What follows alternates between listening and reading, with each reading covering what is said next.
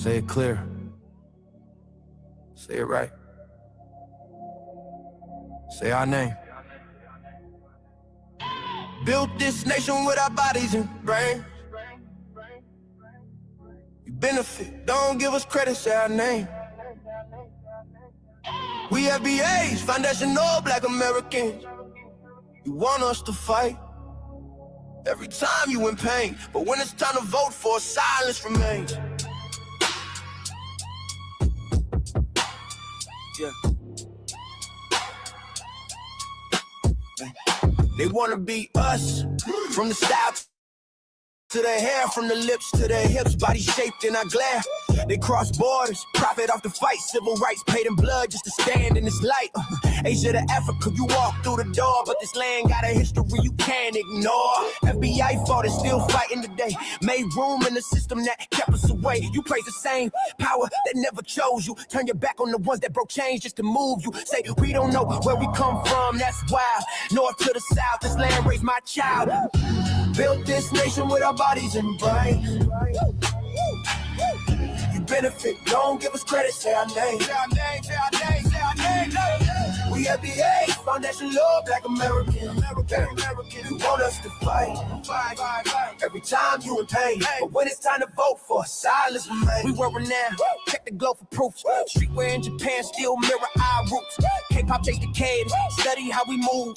Rapper world language, everybody fluent.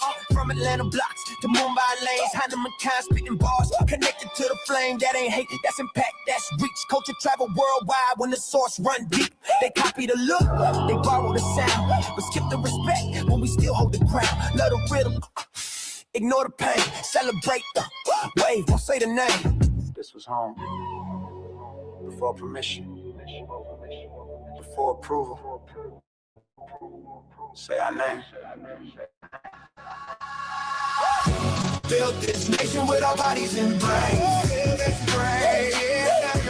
Benefit, don't give us credit, say our name. Say our name, say our name, say our name. We FBAs, foundational Black Americans. You want us to fight every time you in pain, but when it's time to vote for, silence remains. Say our name, say our name, say our name. Say our name. Say our name. Say our name. Say our name. Don't need your respect. Never needed permission. We built everything when we weren't even seen as human. Biting the hand that fed you. Surviving on scraps. Stop begging. Learn to build from scratch. Learn to build from scratch. Learn to build from scratch.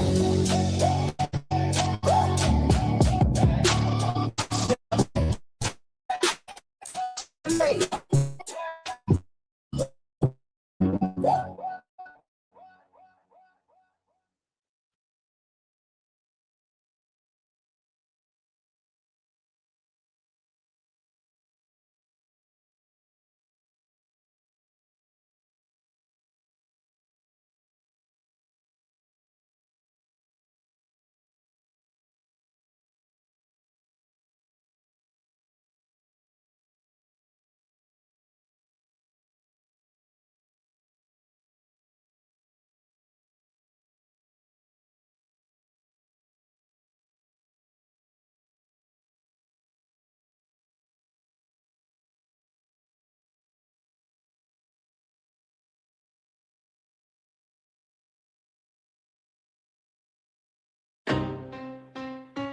Y'all don't hear us. Pull up a seat and motherfucking listen.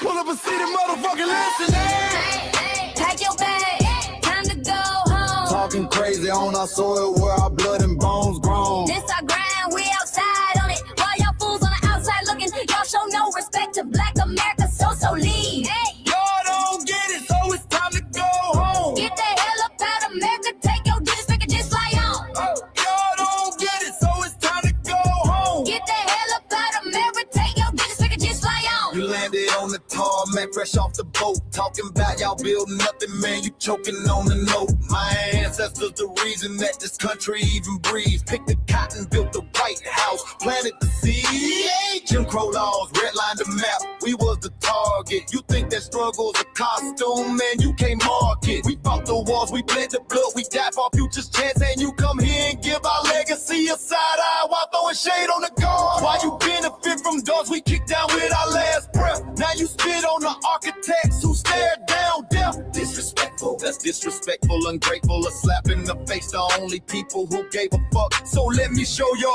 ungrateful ass to the right place. Oh, oh.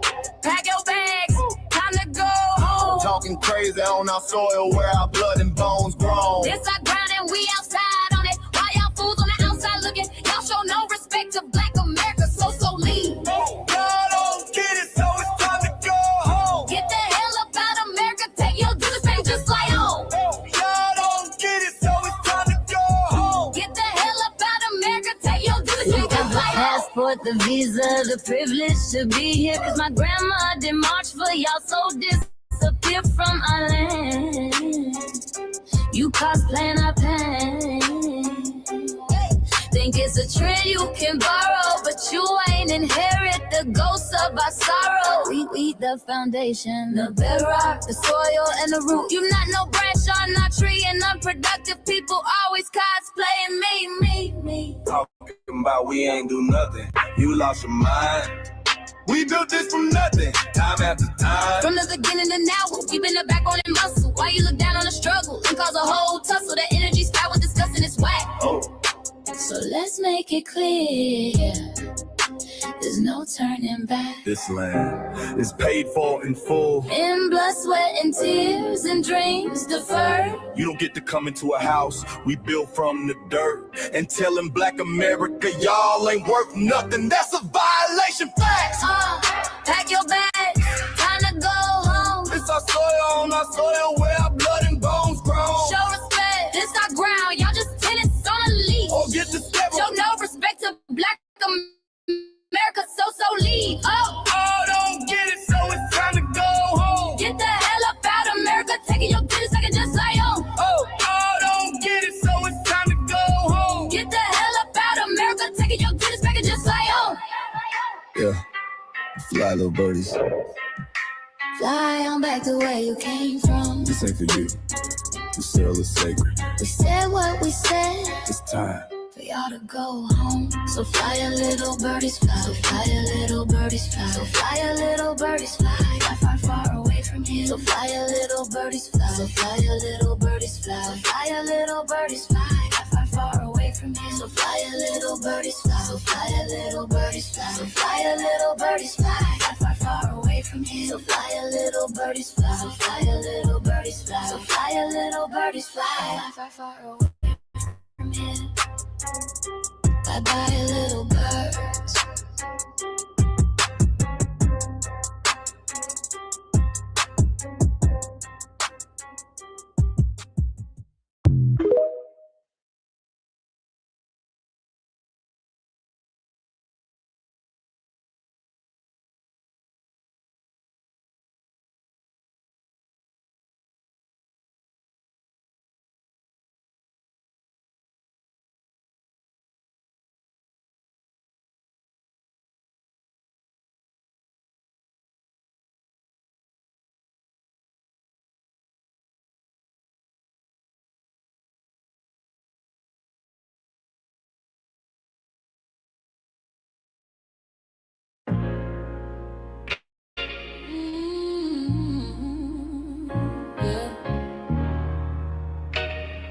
We forgot, but we never forget.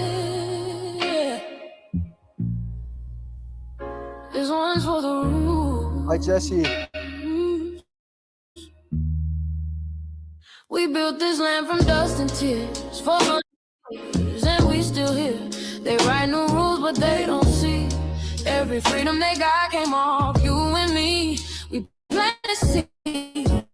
They took the bloom, lit the flame, they left the room. But we back now, know the skies. The spirits woke, we realize all we want is what we earn. That sweat and blood. Can't buy culture, can't fake that vibe. This is our day, this is our ride. We FBAs. Say it loud, say it strong. We the heartbeat that's been here all along. Foundational Black Americans, stand tall. We ain't begging for nothing, we built that all. Born from pain and grace, you can see the truth written in our face. We the soul, the sound, to fight the flame. Foundational Black Americans, say our name. They love our rhythm, but they dodge our blues. Use our voice when it fits their news. They take our sound, but not our scars. We the backbone, we the stars. Now the veil is gone, the mask is clear. We see the game, we know it's here. No more silence, no more lies. We lift that flag and watch it rise. Rise up. We the ones that made this nation breathe. Our veins are power. Our roots are trees. We know worlds. It's rhythm and grace, stones, and now we're reclaiming our rightful place. Can't copy courage, can't steal pay.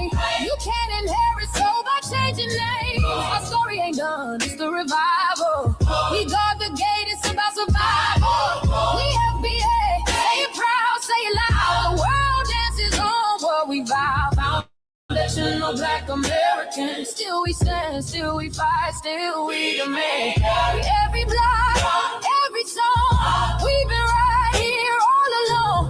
The soul of a people strong and free. Foundational Black Americans.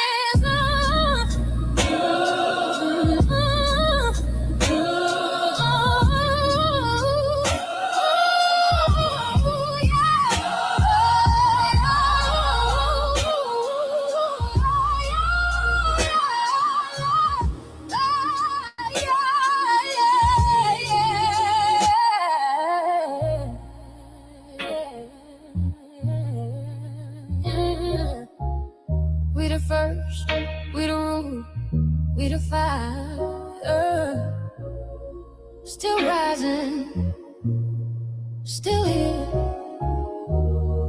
Foundational Black American. We set the tone and they copy the cadence. Dance to our drums and deny the foundation. Wear the style but don't honor the source. Smile in the crowd and you distance and force. Say you not us but you rap like we breathe. Take the rhythm, then fuse the receipts. I ain't mad, I'm just holding the glass. Showing the mirror, now answer it back. I ain't here to cancel nobody. Just keep it honest, keep it solid. If you eat from the table we built, don't act surprised when we guard it. Do you like that? Do you like that? When I flip your sound and I ride like that. Do you like that? Do you like that? Do you like that? Cause that's how it feel when you borrow my culture. Then act like we never mattered. Hip-hop.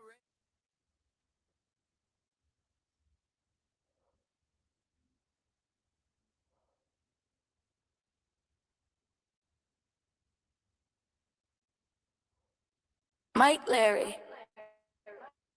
Now this shit here, it's what I see it. We're not fighting your battles. We're not carrying your fear. We're not lending our history to people who erased us while we were here.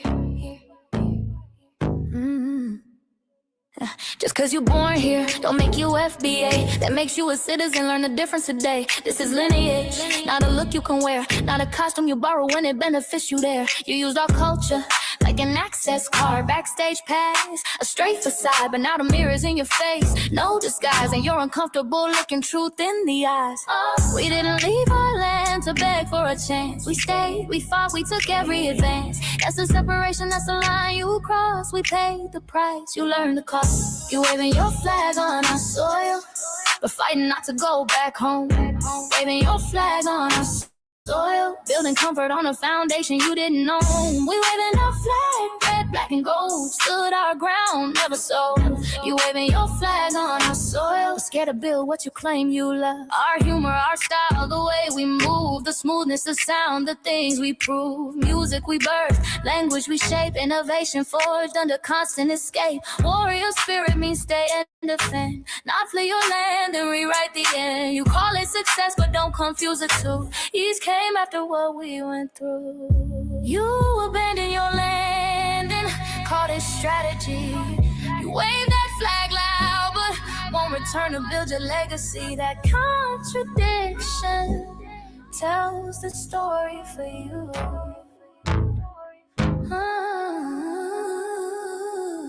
You waving your flag on our soil, we're fighting not to go back home. We waving ours where we were forged, every inch earned, every brick known. We can't be deported, and that truth changes everything. We can't be deported, and that truth changes everything.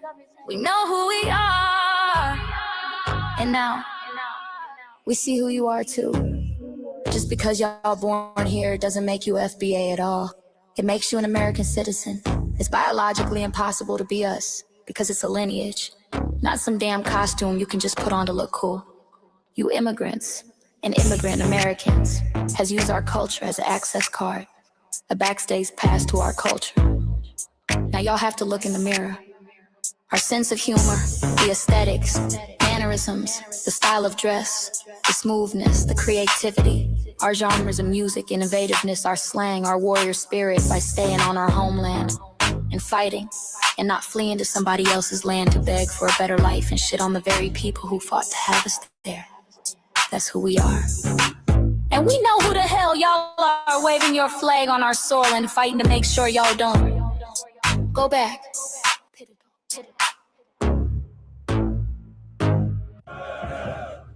You can't leech off our culture anymore. Beat it!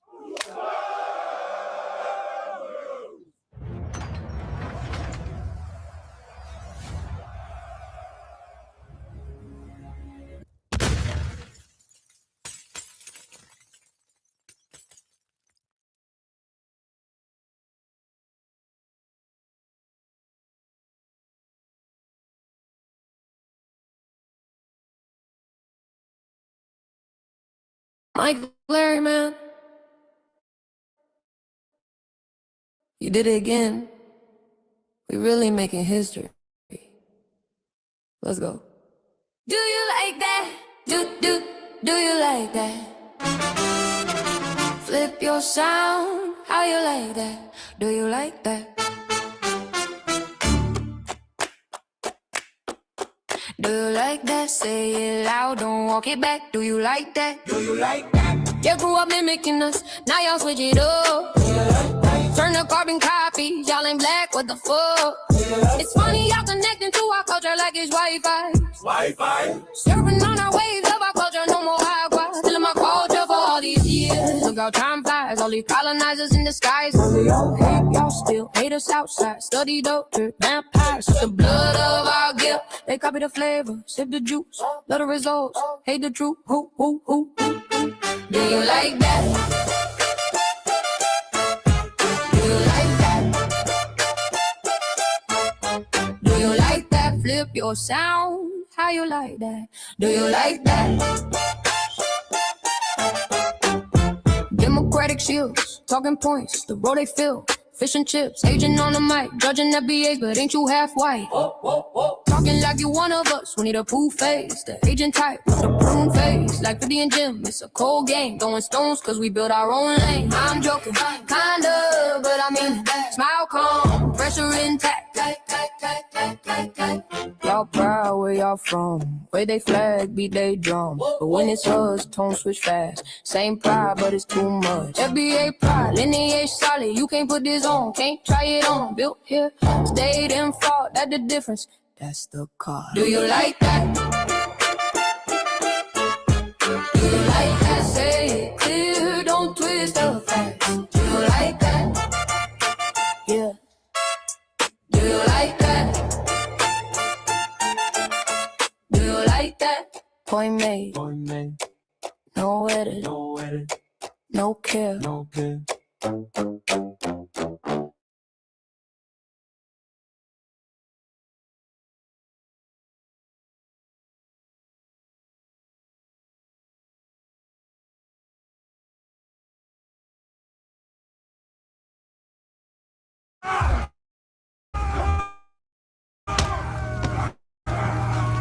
You know, erasing history is something that you have to do when it comes to conquest, dominating a people. If people knew who they were, what they were, and what they were capable of in the past, they will understand what they have a possibility or a likelihood of doing in the future.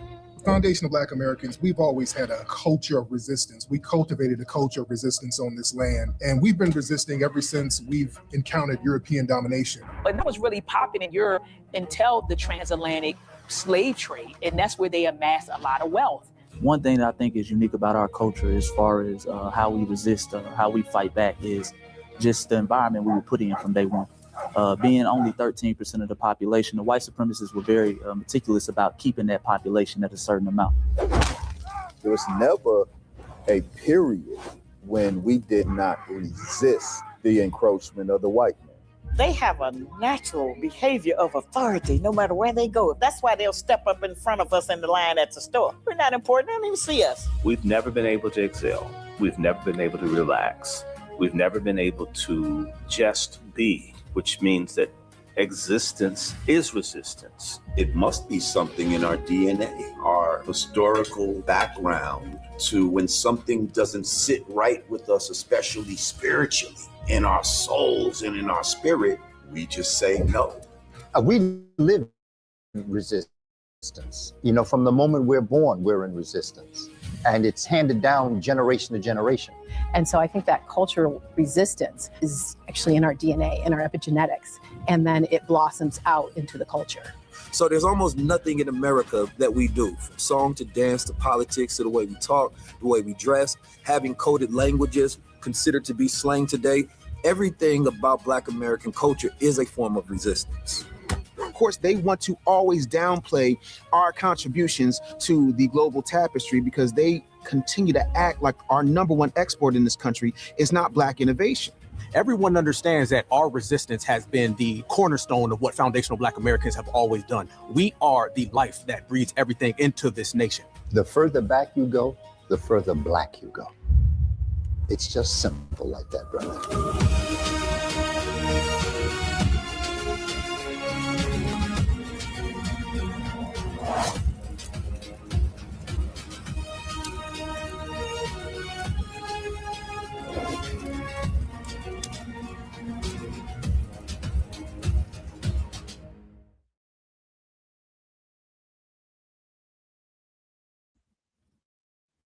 Good evening, ladies and gentlemen, and welcome to season 12, episode 5 of Shabaka's Blacc Experience. Introducing the B1 Rolodex, the easiest way to search for and support FBA and B1 businesses.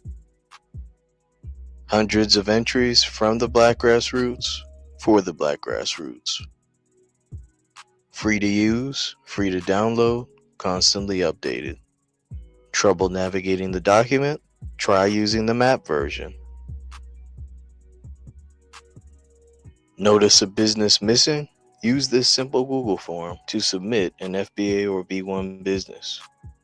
Also submit anti-Black businesses, which are now being collected in that last tab.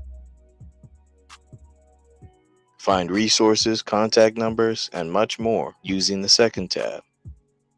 All the info you need to start practicing group economics today. Go to blacktruthunited.com. That's blacktruthunited.com.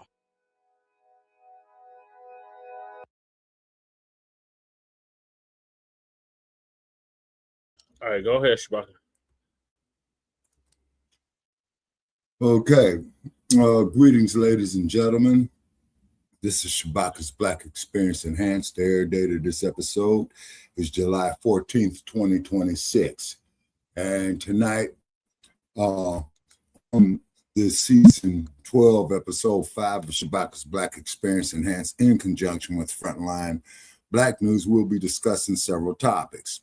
Breaking news: Senator Lindsey Graham kicks the bucket at 71 after sudden illness.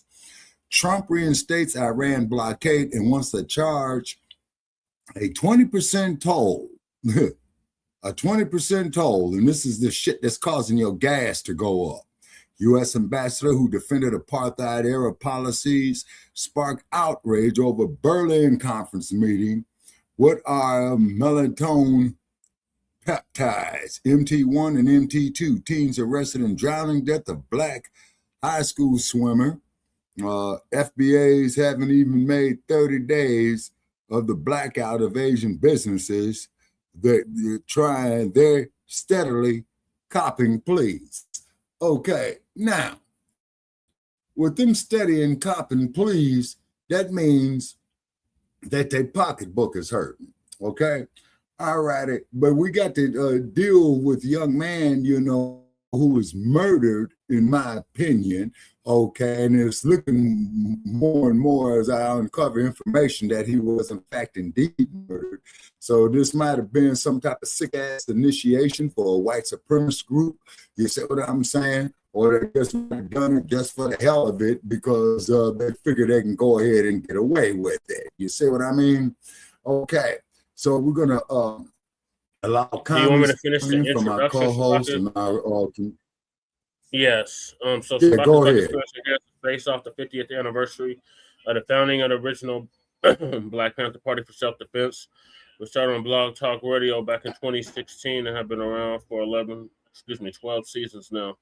Shabakas Black Experience has covered the Black experience from the beginning of time until 10 minutes ago. It is also part of the Front Line campaign that has recently, within the last 2 to 3 years, moved from Blogtalk Radio to Streamyard. The Front Line Blacc News is based out of East Denver, North Aurora, Colorado, getting news from a Front Line and Black First perspective. We are a part of the New Black Media and also the signal boosters of the New Black Media. We have been around for 6 seasons now and counting, and we have several platforms that are part of the Front Line campaign. Front Line Blacc News, one of the first ones that started back in 2020, 2021. Please make sure y'all like and share the broadcast, family. Please join us on StreamYard, YouTube, Front Line Blacc News. The links to all of our channels are in the description. Make sure y'all sub to all the links in the description, including Jeanette One, Shabaka's YouTube channel, my personal page, just Paris, aka Chan Chroma, Frontline Blacc News 1 and 2, Seduction Doll, 5991, the RBA, the Revolutionary Agenda, our cousin Jay Militant's channel was Cracking TV with Jay Militant, our brother Kukizi's channel, Kukizi, our other brother from another mother, Breeze Omega, our other brother, Church of Black Power, our other brother, Torian Rain Reloaded, and our other brother who came up with the B1 Rolodex, Black Truth United. And the link to the Rolodex and the link to submit your businesses to the Rolodex is in the description. The link to the FBA threat database is also in the description. And then we got Council of the Congressional Black Caucus, long overdue, and create a foundational Black American caucus that changed our org petitions in the description. Then we got Michael's petition for Congresswoman Nikema Williams out of Georgia, introduce and fully fund the Anti-Black Hate Crimes Act now. Then we got Take Action Now, Sister Brooks Call to Action, her Even Melanin website, and her new channel, Brooks. Make sure y'all sub to that. And then we got the RDAS Act, the Reparations for the Descendants of American Slaves Act. Make sure y'all sign that. Reparations Change Our Org petition. Then we got Lady Chase GoFundMe. Make sure y'all donate to that if you haven't already. Make sure y'all donate to our brother Joshua Fox's GoFundMe that put hands and feet all over that Nabisco chat, the Bussy. And then we got Stop Netflix from releasing the damaging docuseries about Michael Jackson. And shout out on that Change.org petition. Shout out to Dr. Randy Short for putting that together. And then we got myself, who's a candidate on the ballot for office here in the state of Colorado, for State House of Representatives. And the election is in November. And then we got copyright disclaimer under Section 107 of the Copyright Act of 1976. Allowances made for fair use for purposes such as criticism, comment, news reporting, teaching, scholarship, education, and research. And I do not own the rights to the music. And if you don't understand racism, white supremacy, what it is and how it works, everything else that you think you understand will only confuse you in all 9 or 10 areas of human or people activity. And that is economics, that's education, that's entertainment, that is labor, that is law, that is politics, that is religion, that is sex, and that is war. And some say health and nutrition. And all 9 or 10 areas of human or people activity, and that was by Mr. Neely Fuller Jr., who transitioned last year at the age of 95, ProduceJustice.com. And when you, a Black person, are captured by any race soldier, you must never fuss, fight, or flee, comply, and defend yourself in court. Also by Mr. Neely Fuller Jr., ProduceJustice.com. And last but certainly not least, we got racism, white supremacy, which is the only racism that exists on this planet, on this realm, and in this time. Is conscious and subconscious behavior to maintain white genetic survival, to prevent white genetic annihilation.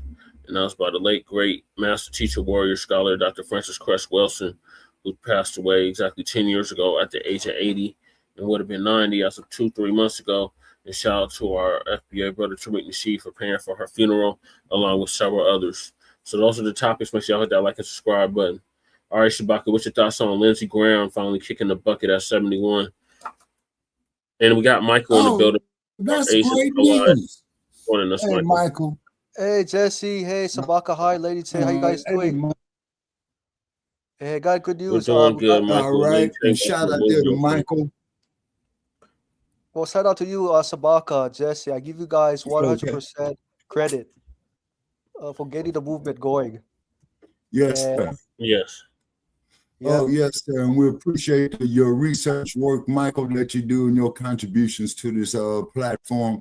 And for that, we'll be forever grateful. Also, too, we are streaming this here on YouTube as well, too. So all you YouTubers out there, we appreciate all our well-wishers. But we want our haters to come up here as well, too. Okay. Did you share the link? None of the haters accept I am. Yeah, I did. Okay. Go ahead, Shabaka. Yes, sir, I did. Okay. Okay, and also, too, we appreciate all our haters and what have you. And then for those of you who've been going into my inbox and on my like page, talking about all Shabaka, you're spreading hate and all this old type of stuff. And what it is, people, is that I'm not an ass scratcher. I'm not a Yasa boss. Okay. Right. I can't help that. You see what I mean? Because we built your fucking country, number one. We built your goddamn economies, number two. 3 is you bastards are still capitalizing off of our free labor of over 150 years ago, and we're going to keep it in your motherfucking face. And the more that you don't like it, the better we feel, because I'm not saying it for you MFs to like. I'm really stating facts. You're saying, exactly. And then William Bell turned 87 today, Shabaka. William Bell turned 87 today. Okay, I've heard the name. Could you give me some background on Mr. William Bell? He's a producer, I believe. Oh, yeah, for Philadelphia International Records. Yeah, for Philadelphia International Records. And that they had a group that came on there with the Soul Train theme. For those of you who remember the early 70s, and that was a group called Mothers, Fathers.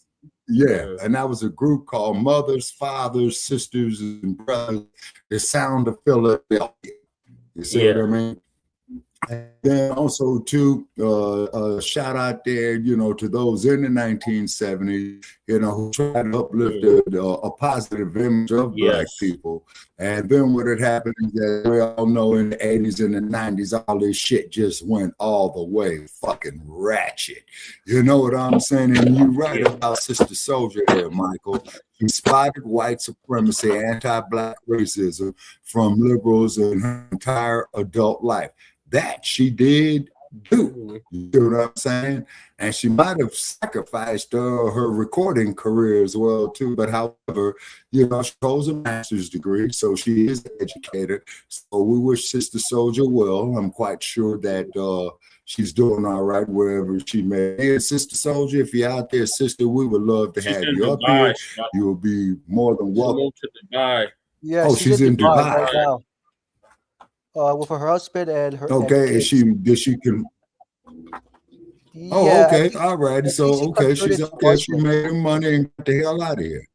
Yep. Yeah. So she actually converted to Islam. Yeah, she converted to Islam. All right. Okay. Yeah. And also, and I remember Sister Soldier's quote. It's in the chat. She said in 1992, "Where are the few good white people, because I don't see the exactly." Yes, sir. She did on Phil Donahue show. Yeah, where are the few white allies fighting for liberation, for white supremacy and anti-Black racism? Right. They don't exist. Yeah, exactly. Yeah. Yeah, and that was her point. And she said that shortly after the rebellion in Los Angeles in 1992 that you just mentioned right here, Michael. You know what I'm saying? And I was in Los Angeles at that time. and witnessed it, and they have to blame that man on the damn kangaroo courts of the state of California. All right, and because when they took that case out of Los Angeles County to Ventura County, man, those cops damn sure were tried by a jury of their peers. You know what I'm saying? But you never see that in the reverse. Rather if it's Chicago, rather if it's Philadelphia, rather if it's New York City, rather if it's Los Angeles, rather if it's Oakland. Denver, Colorado. I'm saying, and every Colorado, Denver, Colorado, and I was about to say every other major city in the United States, but we'll shout out there to Denver. Although keep them keep them gators in the bottom of the hull of the ship where they belong. Sir, I already told them to leave town or change the friggin' names. These are not raiders. These are masqueraders. Is what I'm saying? And it's spoiling the imagery of piracy in NFL. I mean, man, they look like a busters. You know what I'm saying?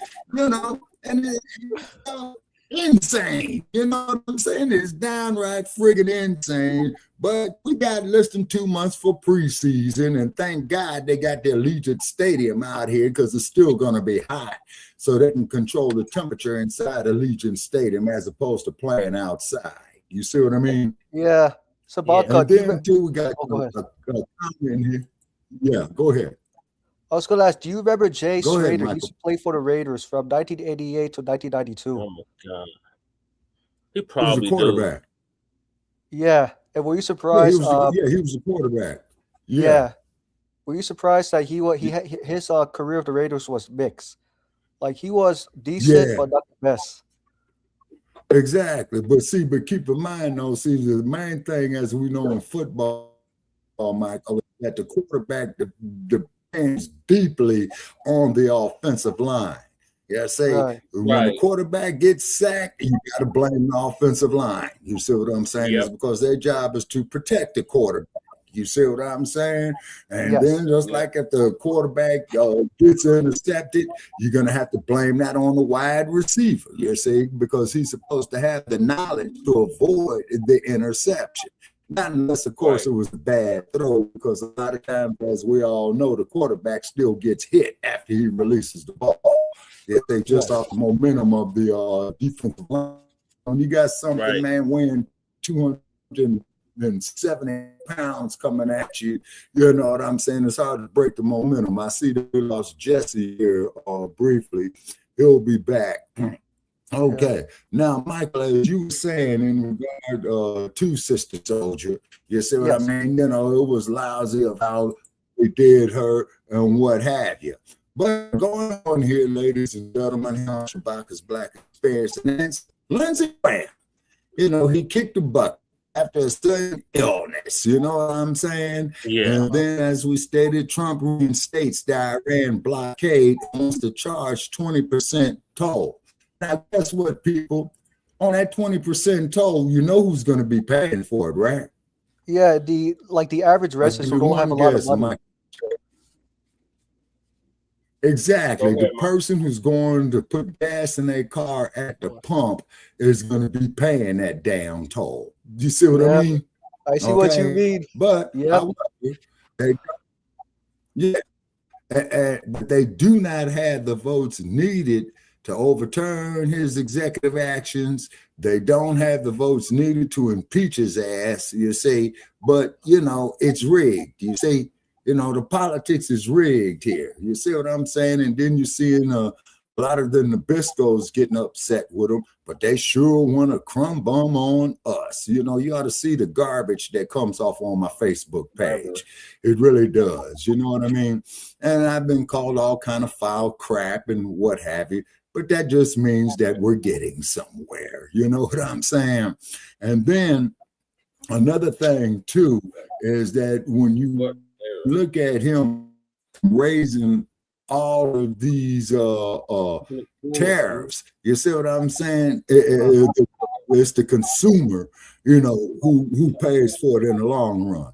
Now, the U.S. ambassador who defended the Apartheid-Era policies sparks outrage over the Berlin conference. Oh, it's gonna be here all night. Yeah. So Go ahead, Jesse. Go ahead, Jesse. Sorry. I got Lisa queued up. She's gonna give us an update on Lindsey Graham kicking the bucket.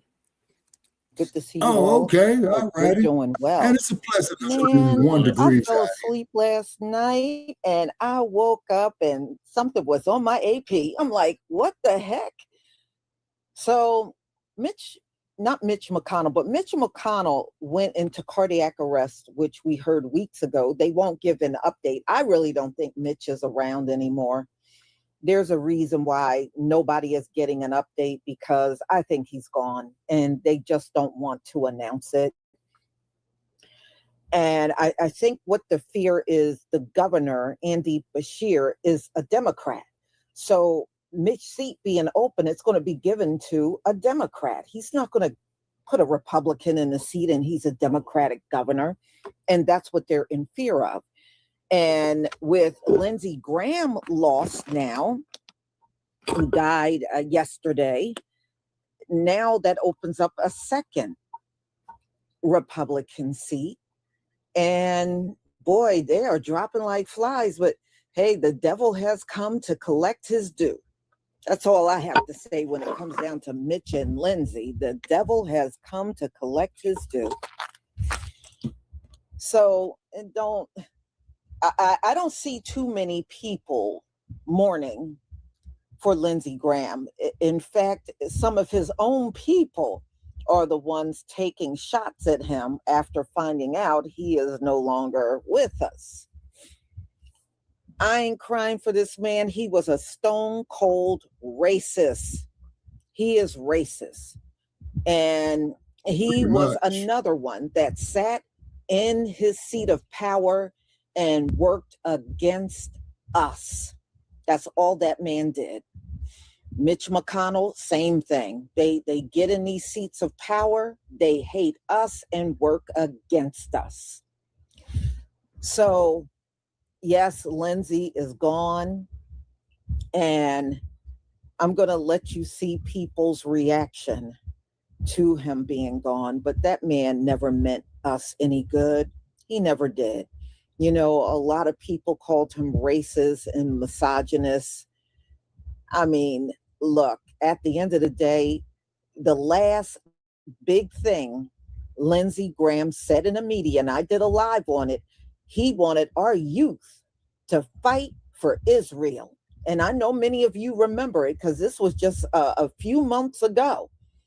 He made such a big deal about our young people joining the fight against Iran and getting on the side with Israel.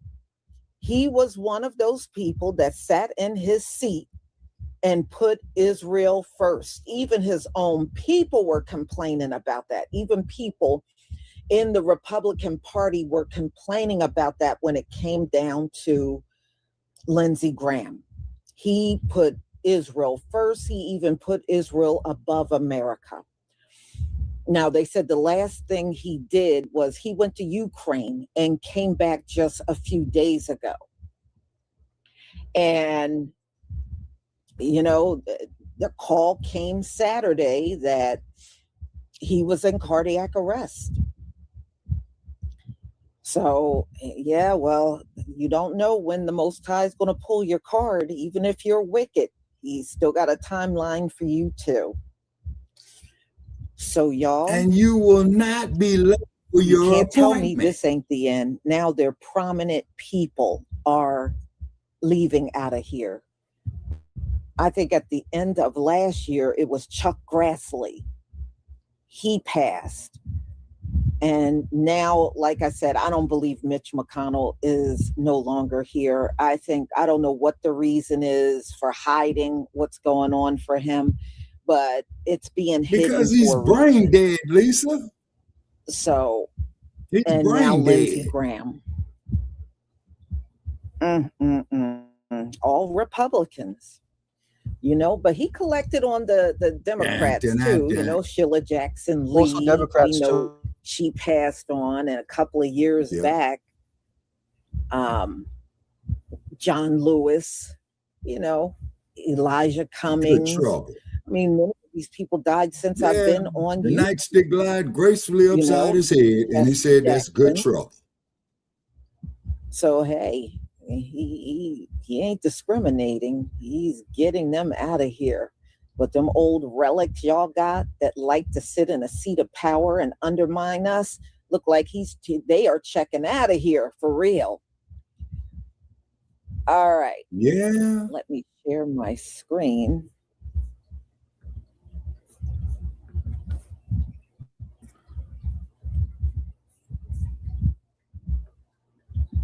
Please give me a 1 if you can see my screen.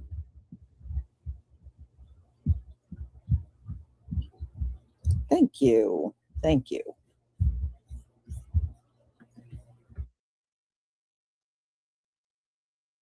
Yeah, I think I saw the sister. She's getting ready. Y'all, South Carolina, listen, y'all gotta get up, okay? Listen, I know it's early, but they saying Lindsey Graham, he no longer more, okay? They say he done passed away from a sudden illness. I know the residents of South Carolina can rest assured that they ain't got to send their kids off to war anymore, because I remember when he said he was going to ask his constituents to, yeah. Anyways, y'all, he's no longer here anymore, y'all. And his family are asking for our thoughts and our prayers. You got my thoughts. It's not good ones. Yeah, they saying that he passed away suddenly. And I'm surprised that they told us so soon, because, you know, they still got Mitch McConnell to turn around that bucket, okay? That man being kicked that bucket, okay? I don't know why they stringing this along for so long. But anyways, Lindsey Graham done passed away. Mitch McConnell, he on his way up out of here. And y'all know they say it comes in threes, okay? Yeah, South Carolina, make sure we give our thoughts and prayers. Guys, Aaron Partners is asleep.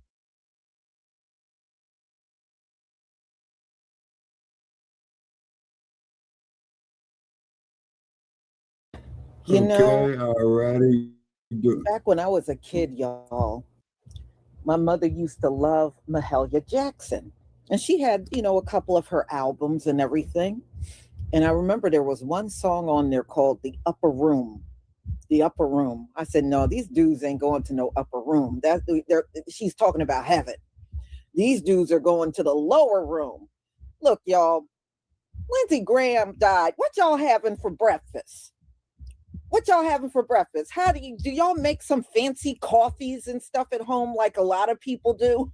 What y'all having for breakfast? Give me some ideas, because I got to eat something when I get off of this chat. What y'all having for breakfast? Fish and grits. Okay. Waffles. No, I just sat at my lunch counter and begged for a cup of coffee, Lisa. That's all I did. Give me some breakfast. And if y'all make a really good coffee, yeah, even an iced coffee, y'all know how to hook that up? Y'all tell me how you hook it up. I got to have a celebratory breakfast this morning. Lindsey Graham is gone. I got to have a celebratory breakfast. All right. Oh, that's great news. How you doing? KG, I saw you up in here.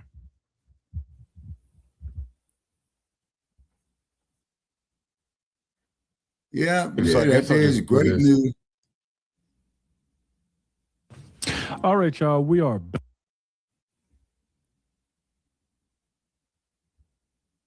Y'all, South Carolina, listen, y'all got to get up, okay? Listen, I know it's early, but they saying Lindsey Graham, he no longer more, okay? They say he done passed away from a sudden illness. I know the residents of South Carolina can rest assured that they ain't got to send their kids off to war anymore, because I remember when he said he was going to ask his constituents to, yeah. Anyways, y'all, he's no longer here anymore, y'all. And his family are asking for our thoughts and our prayers.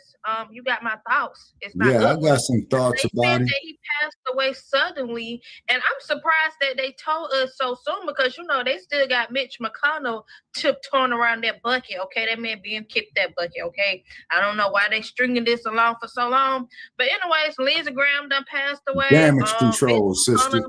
He on his way up out of here, and y'all know they say it comes in threes, okay?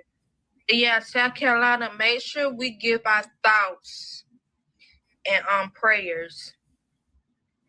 Guys, Aaron Partners is asleep, so I guess I'll just do this.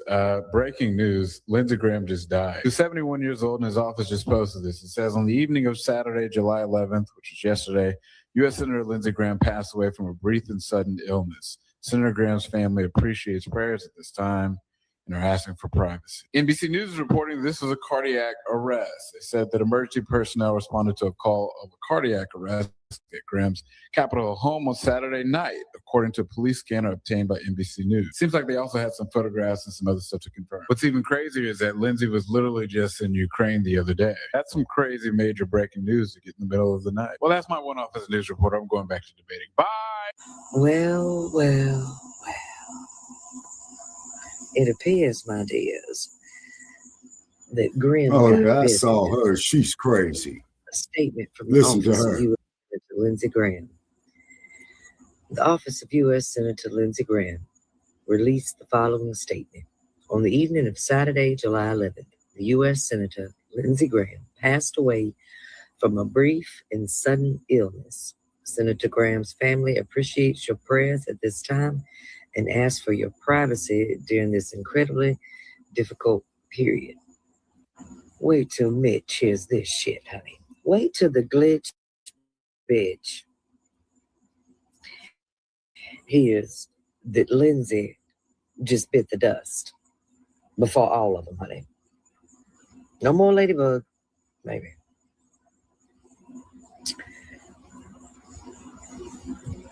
A brief, sudden illness. Anyway, it's 1:25 a.m. Let me get my ass off of here. We'll talk about this tomorrow, baby. Ooh. So I'm out walking my dog, and Lindsey Graham just died. And I'm like, so happy, but like, it's like 3 a.m.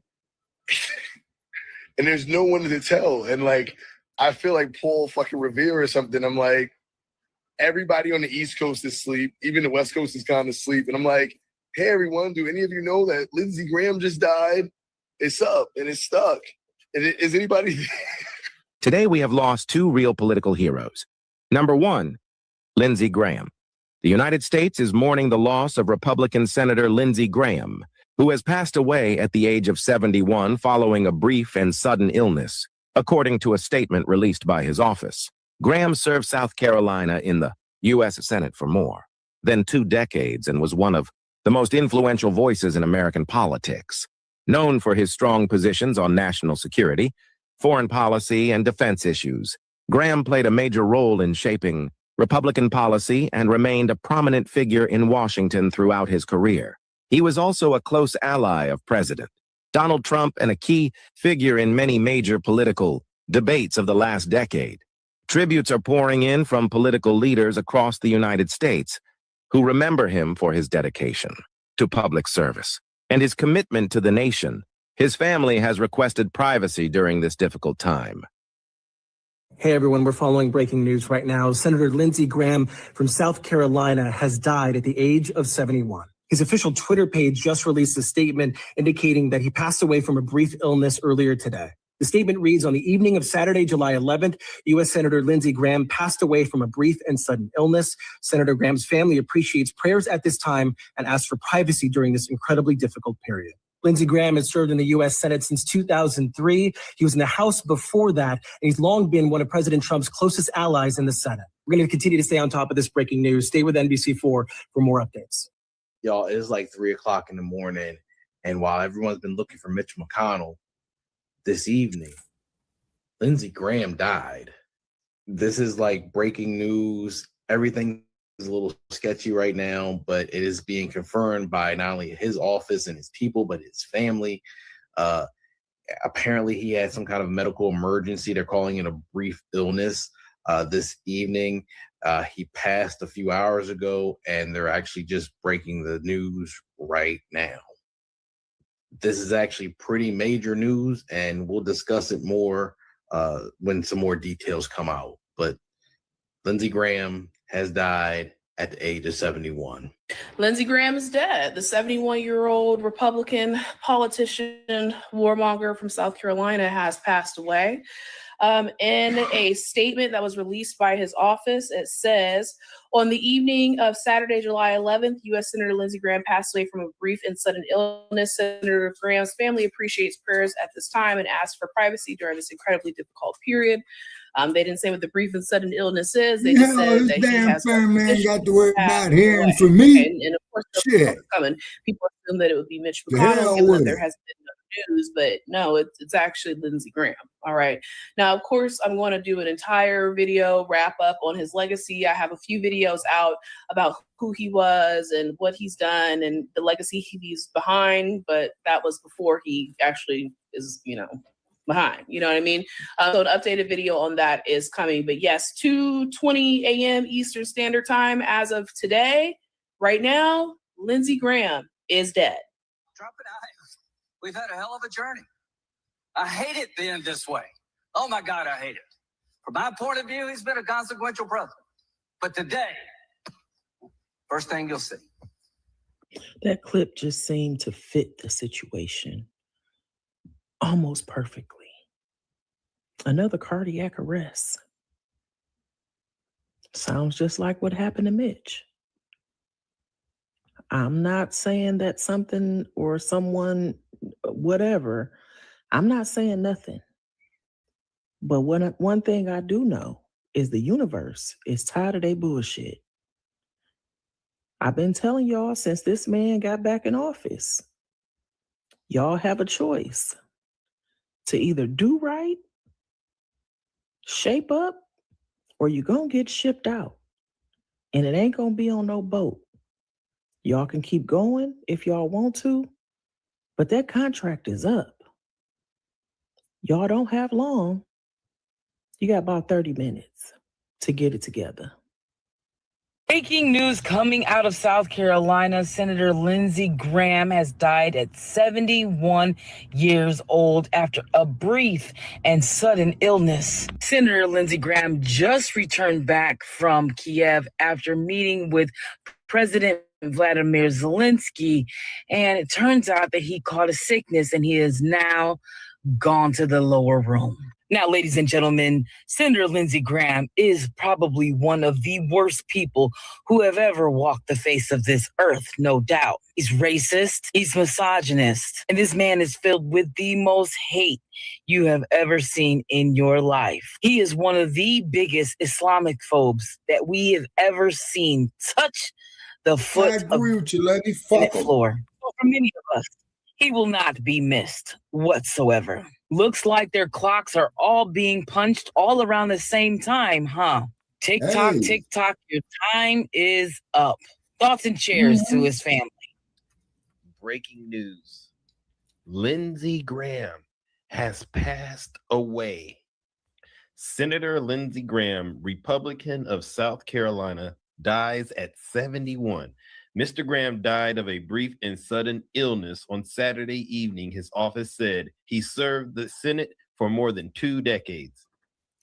Senator Lindsey Graham, a South Carolina Republican who served the state legislature and the House of Representatives before being elected to the Senate 4 times, has died, his office announced Sunday. He was 71.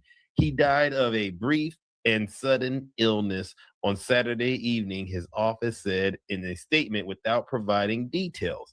Mr. Graham was first elected to the United States House of Representatives in 1994 before being elected to the Senate in 2002. He was reelected to the Senate in 2008, 2014, and 2020. He was serving as chairman of the Senate Budget Committee. Lindsey Graham, Senator of South Carolina, has mysteriously died of an illness. They don't say what illness it is. They just know that he's dead. So y'all know Lindsey Graham was one of the senators that were really gun-ho on. Ding dong, the bastard's dead, the bastard's dead, the bastard's dead. Ding dong, the wicked bastard is dead. But also, he is a very good ally of Donald Trump. And I wonder what the Senate gonna do now that he has passed away. The fact that they done called his passing before they done called Mitch McConnell. And it was mysterious. It was all of a sudden. It was no reason, just a sudden death. But yeah, y'all, Lindsey Graham has passed away. He has held that Senate seat since 2002. Y'all know when he did the little presidential run, he ain't get nowhere. But yeah, I wonder what South Carolina gonna do. Who they gonna appoint now? Are they gonna wait for the midterms? I wonder how this gonna, you know what I'm saying? No, sister, the governor gets to appoint who's going to succeed him in about 5 days. Lindsey is gone. Condolences to the family. That's all I can say. I mean, everybody bereaves differently. But yeah, he's dead. Well, you know, his number came up. You know what I'm saying? Yeah, y'all. I'm still thinking about my breakfast. I'm thinking about what I'm going to put together and eat. That, you know, I get some carrot cake, Lisa. Everything that was spoken about at this live stream, if you know what I mean. So, y'all, Lindsey is gone, and I believe Mitch is gone. And we'll see what else happened. I mean, look, this is after the 250th year anniversary of America, the first fatality, Lindsey Graham, because I think Mitch was long before now. So, y'all, thank you for joining me for this live stream. I deeply appreciate it. You know, his family is asking for prayers. I could pray, but it's not going to be the kind of prayer they are looking for. So that's why I'm going to focus on my breakfast. So when I get off of here, I'm going to put my breakfast together and sit up and enjoy it and reminisce on how much I did not like this man. Well, eat fruit. Okay. I do have some fresh fruit, actually. I do have that. I have some fresh fruit. And I can juice a few things too. I can hook up my little fruit salad and put it in my juicer.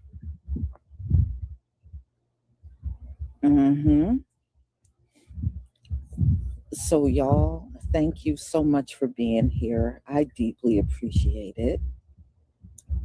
And I have another live coming up at 11:45. Do y'all know that skin cancer is skyrocketing on a global scale? It is. Yeah, we covered that yesterday. It is surging all over the globe. Well, and guess what I also learned today? You know, when I was researching I don't like ugly.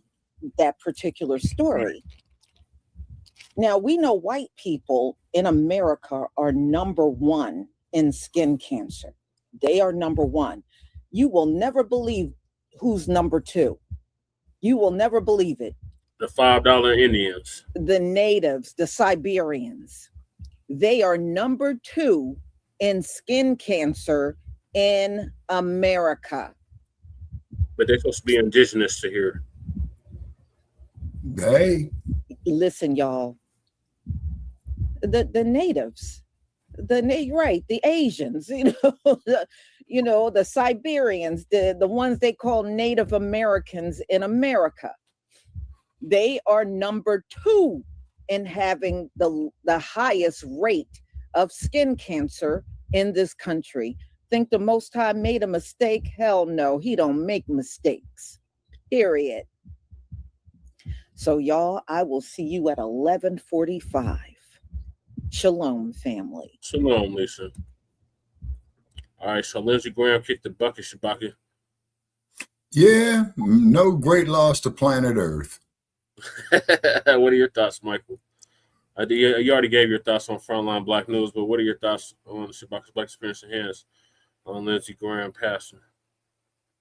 For me, my thoughts on Lindsey Graham passing away, to be honest, nothing new really. I mean, it's been happening since 2020 or 2021 with Dianne Feinstein passed away in office, right? And what the Lord says or God says is that it's time for white supremacy to pay up.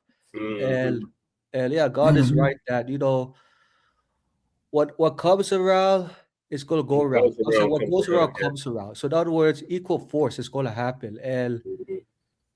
And so Lindsey Graham and his people, regardless of political parties, their time is coming up.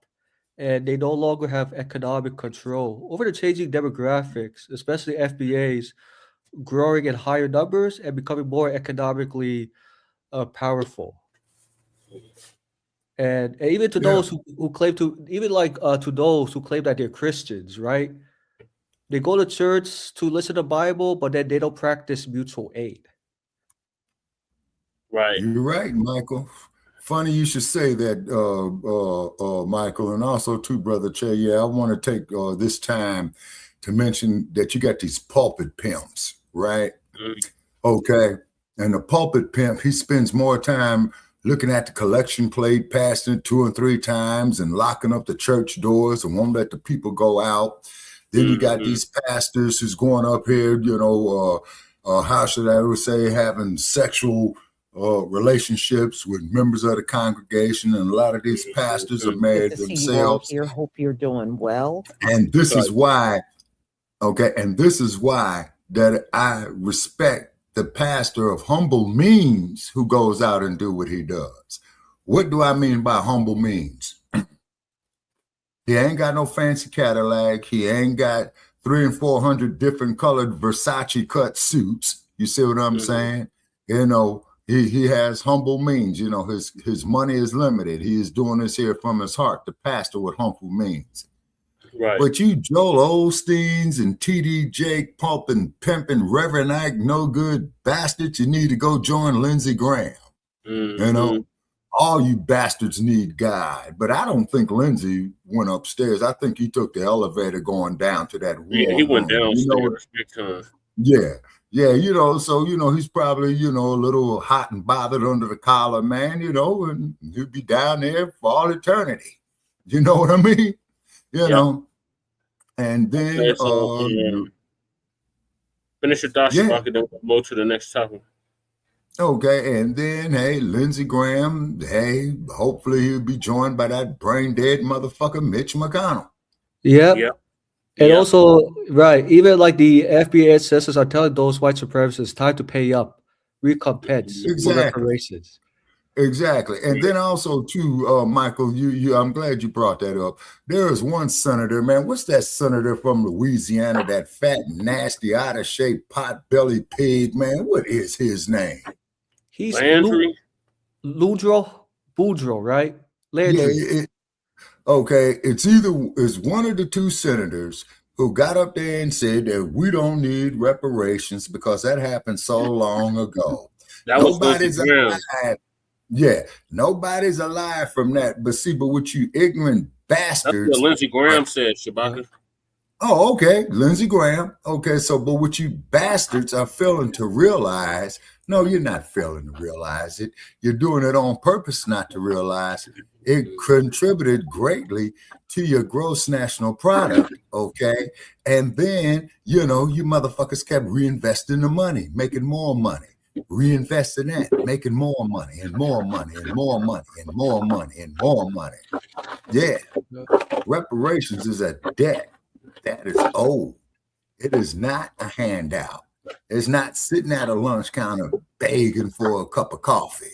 Right, it's a legal settlement. Yeah, exactly. Yeah, and what they is that they fuck around and play pity pat, to avoid the issue. Guys like Tim Scott are not going to do no demanding for it. Oh my you know God, what I'm saying? So embarrassing. Yeah, man. I had nightmares of that shit. And I'm like, man, I just can't. Because the cooning he was doing was beyond cooning. You know what I'm saying? He went overboard with his raccoon ass. You know what I'm talking about? Worrying about his white master dying. You see? Where's everybody at, Shabaka? You said you shared the link out? Yes, sir, I did. Yeah.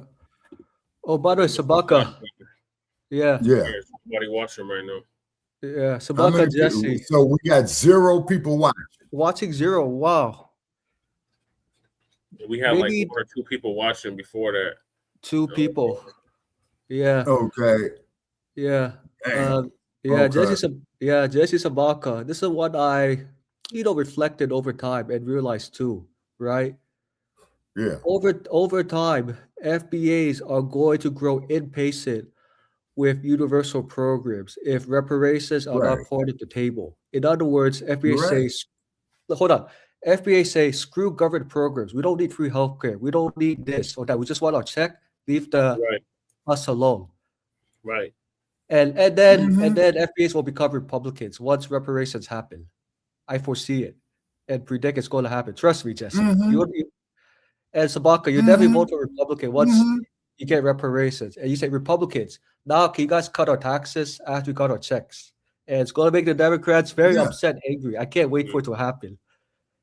Yeah, that's a good point because they're going to be doing them tax cuts.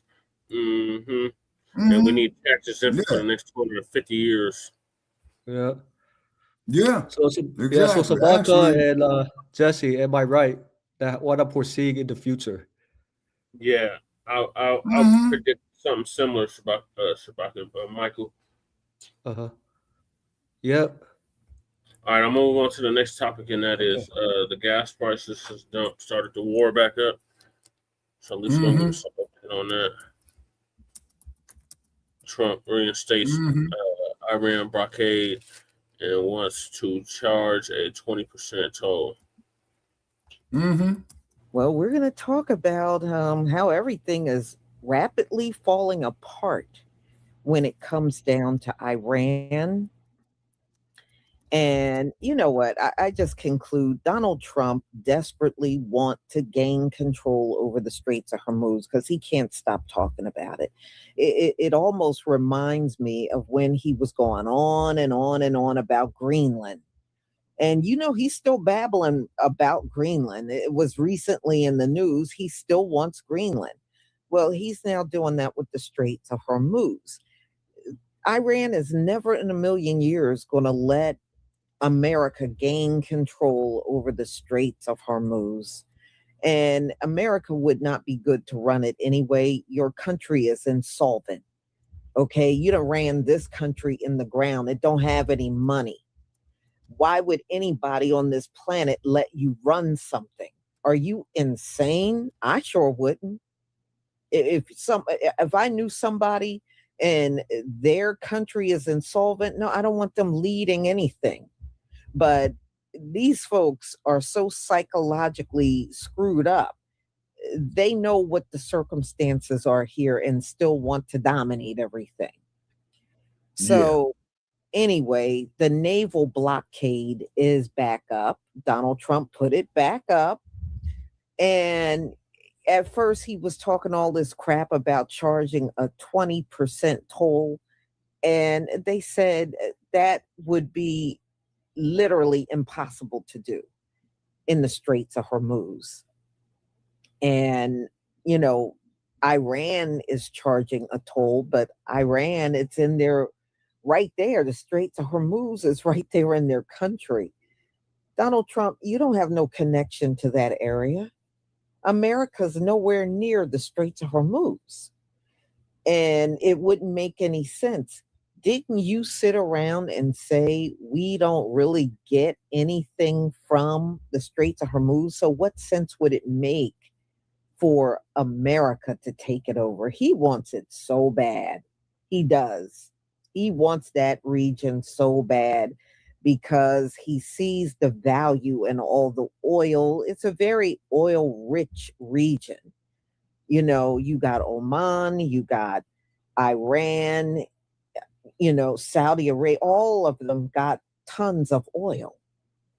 And he wants it. He wants access to all of it. But it wouldn't make any sense for America to control something that you're not even near. You better worry about all those military bases that Iran continued to take out that belongs to the U.S. Seriously, they are kicking your ass. For real. And they just shot missiles at the USS Abraham Lincoln about a day ago. So this war ain't going to end because, you know, when we look at prophecy, y'all, it speaks of wars and rumors of wars. It does not speak of wars and peace and wars and ceasefires. It doesn't speak about that at all. These wars are not going to end. I don't care what the intention is for Donald Trump and his plans and this and that. It's never going to work. Because the prophecy tells us what it means. These wars are not going to end. So y'all, I'm going to go ahead and share my screen so you can hear exactly what's happening over there.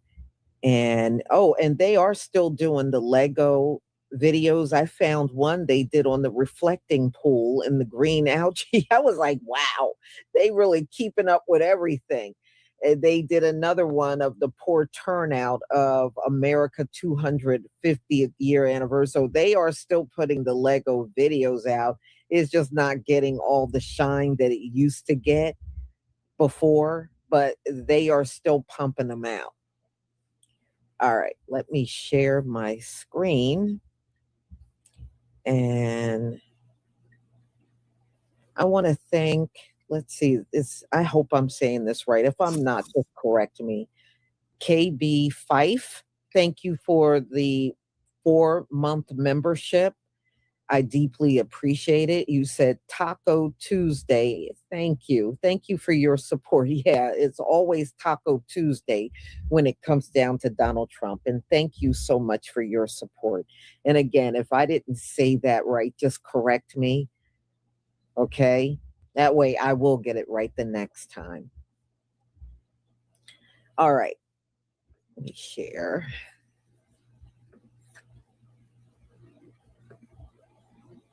All right, please give me a 1 if you can see my screen.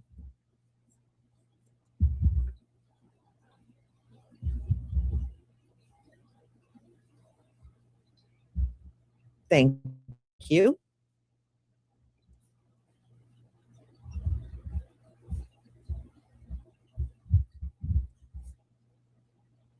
Thank you.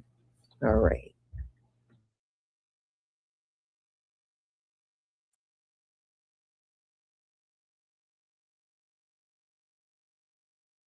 Whoa. Wait a minute. Let me make sure I have this right. The U.S. is going to take over the Strait of Hormuz. And then the U.S. is going to charge a 20% fee for cargo shipped through it because it used to be free. Then the United States attacked Iran. And Iran said, no. We're going to charge you now for going through the strait.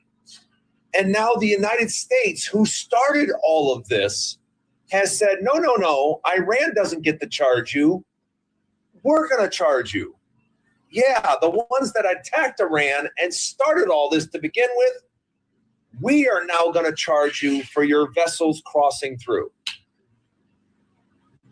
Does this make sense to anyone? Are we in a polar world where up is down and down is up? He attacks Iran. He causes all the problems in the strait, and now he wants to charge other countries. Wow. I got to admit, that takes balls. Let me know what you think in the comments. Like and follow for more. Unbelievable. Well, on the face of it, it seems quite implausible for several reasons. One is that 20% is very high, so it's not really practical. If shipping, there's a question whether shipping companies would actually be willing and agree to pay such a fee. But even if they did, how would you administer it? And also, it would raise the price, energy prices, because it's such a high percentage. And it's in the Trump administration is trying to bring energy prices down. The other thing is that it's not legal to tax fees or impose fees on international shipping lanes.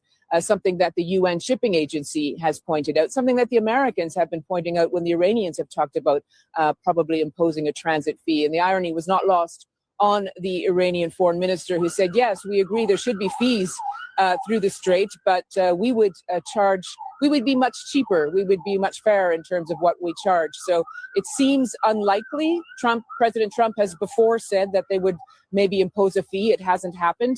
He does tend to talk like a businessman. But if it does happen, which, as I said, is quite improbable, that would be a huge step. And analysts are saying that might cause the Iranians to abandon the interim deal completely. Like they think we're not paying attention. Law. It's an international waterway. No country is allowed to charge tolls or fees on an international waterway. That's existing international law. That's the way it is in international waterways all over the world, and that's the way we expect it'll be here. But then Wigs R Us turns around and says this shit. The strait, and we'll probably run it. We'll become the guardian of the strait. Maybe we'll call it the guardian angel of the strait. Yeah. And we should be reimbursed for that. When we do that, we're going to be reimbursed because the other nations are very wealthy. They're on our side. And we can't be expected to do that for nothing, unlike we had for many years. If y'all didn't know, we're back in a war with Iran. Yeah. Congress has been notified. We've been back in a war with Iran since July 7th. I mean, who would have thunk it? Me? And it's all because Wigs R Us wants control of the strait. He's blaming Iran for closing down the strait. It's because that peace deal did not go the way he planned. And it's all because of Israel. Israel kept bombing Lebanon. Iran made it very clear that Lebanon was a part of the ceasefire deal. And since Wigs R Us could not control Benny Boy, well, all hell broke loose. Iran closed the strait and said that all bets are off. Everybody popping off on everybody. Now our U.S. tax dollars are going back into a war for the next, 60, 90 days. According to U.S. intelligence, we have struck over 300 Iranian targets in the last week. But don't worry, Iran's been getting their lick back on us. They've been hitting U.S. infrastructures all over the Gulf. And Wigs R Us says he wants reimbursement now. Reimbursement for what? A war you started? He wants control of the strait. Now he wants to start charging ships to come through. I ain't heard Iran give that shit up yet. See, my theory is Wigs R Us thought Iran was going to share the strait with us. And when he realized they weren't, he had to figure out a way to get back into this war. It's not about other countries. It's about power over oil. You control the strait, you control 20% of the world's oil. And we know that man is greedy as hell. God, anytime now. Yesterday, Monday, Donald Trump said that the United States would charge a 20% toll on ships traveling through the Hormuz Strait, basically the price for our protection, which seems not to work. But it is Tuesday, and you know what we have on Tuesday? Tacos. It's Taco Tuesday, and the taco-in-chief has now dropped that plan. Are we surprised? We are not. Well, the U.S. has carried out a third night of strikes against Iran.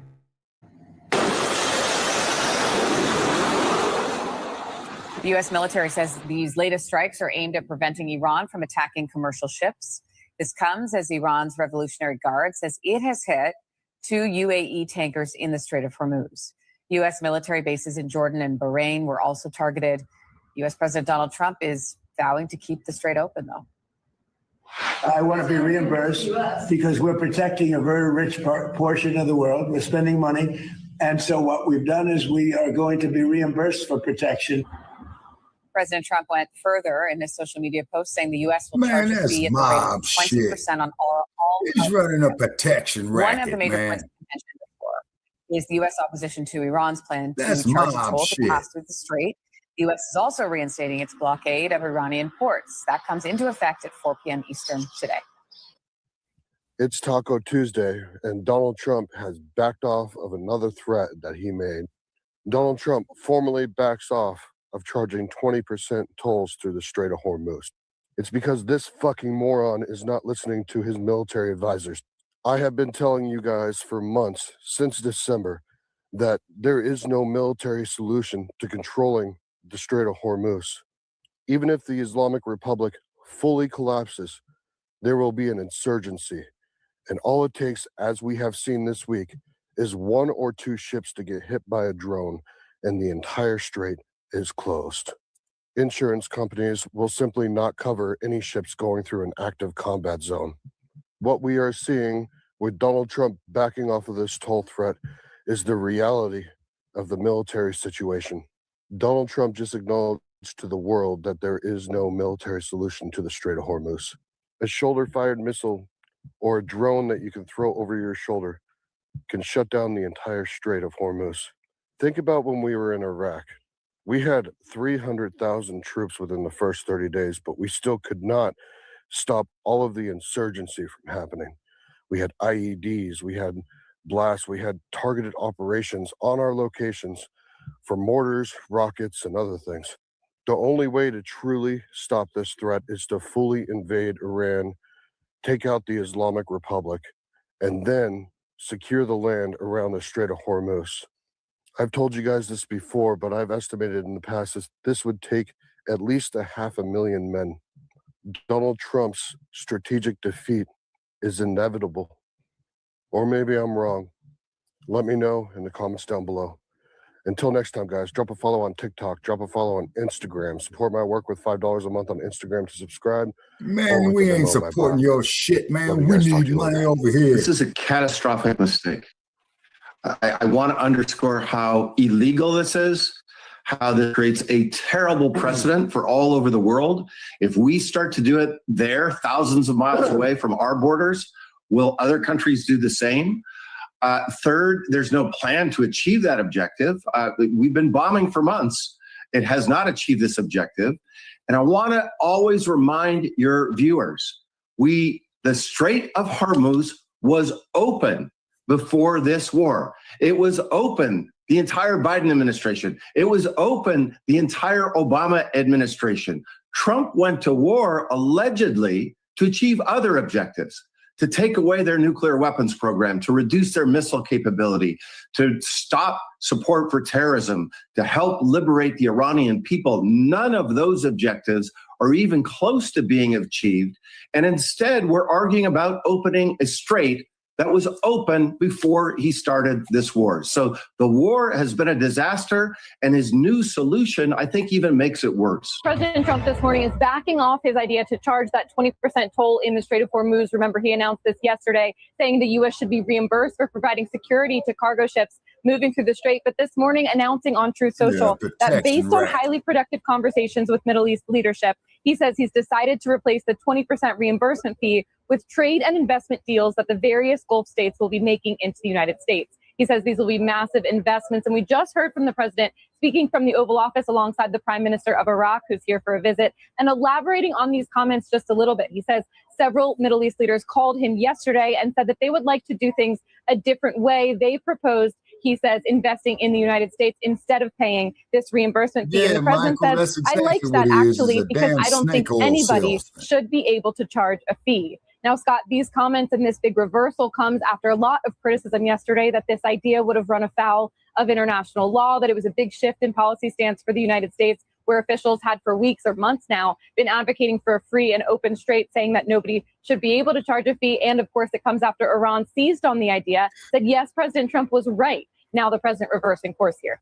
They are crazy, and we're not going to put it up. Yeah, I want to be reimbursed because we're protecting a very rich portion of the world. We're spending money. And so what we've done is we are going to be reimbursed for protection. We're protecting by the countries that we're helping. For instance, you look at the 5 countries. You have Saudi Arabia, you have UAE, you have Qatar, or Qatar, as I always say. You have Qatar, Bahrain. And by the way, you have others. You have Kuwait, and you have others, and they will do very well.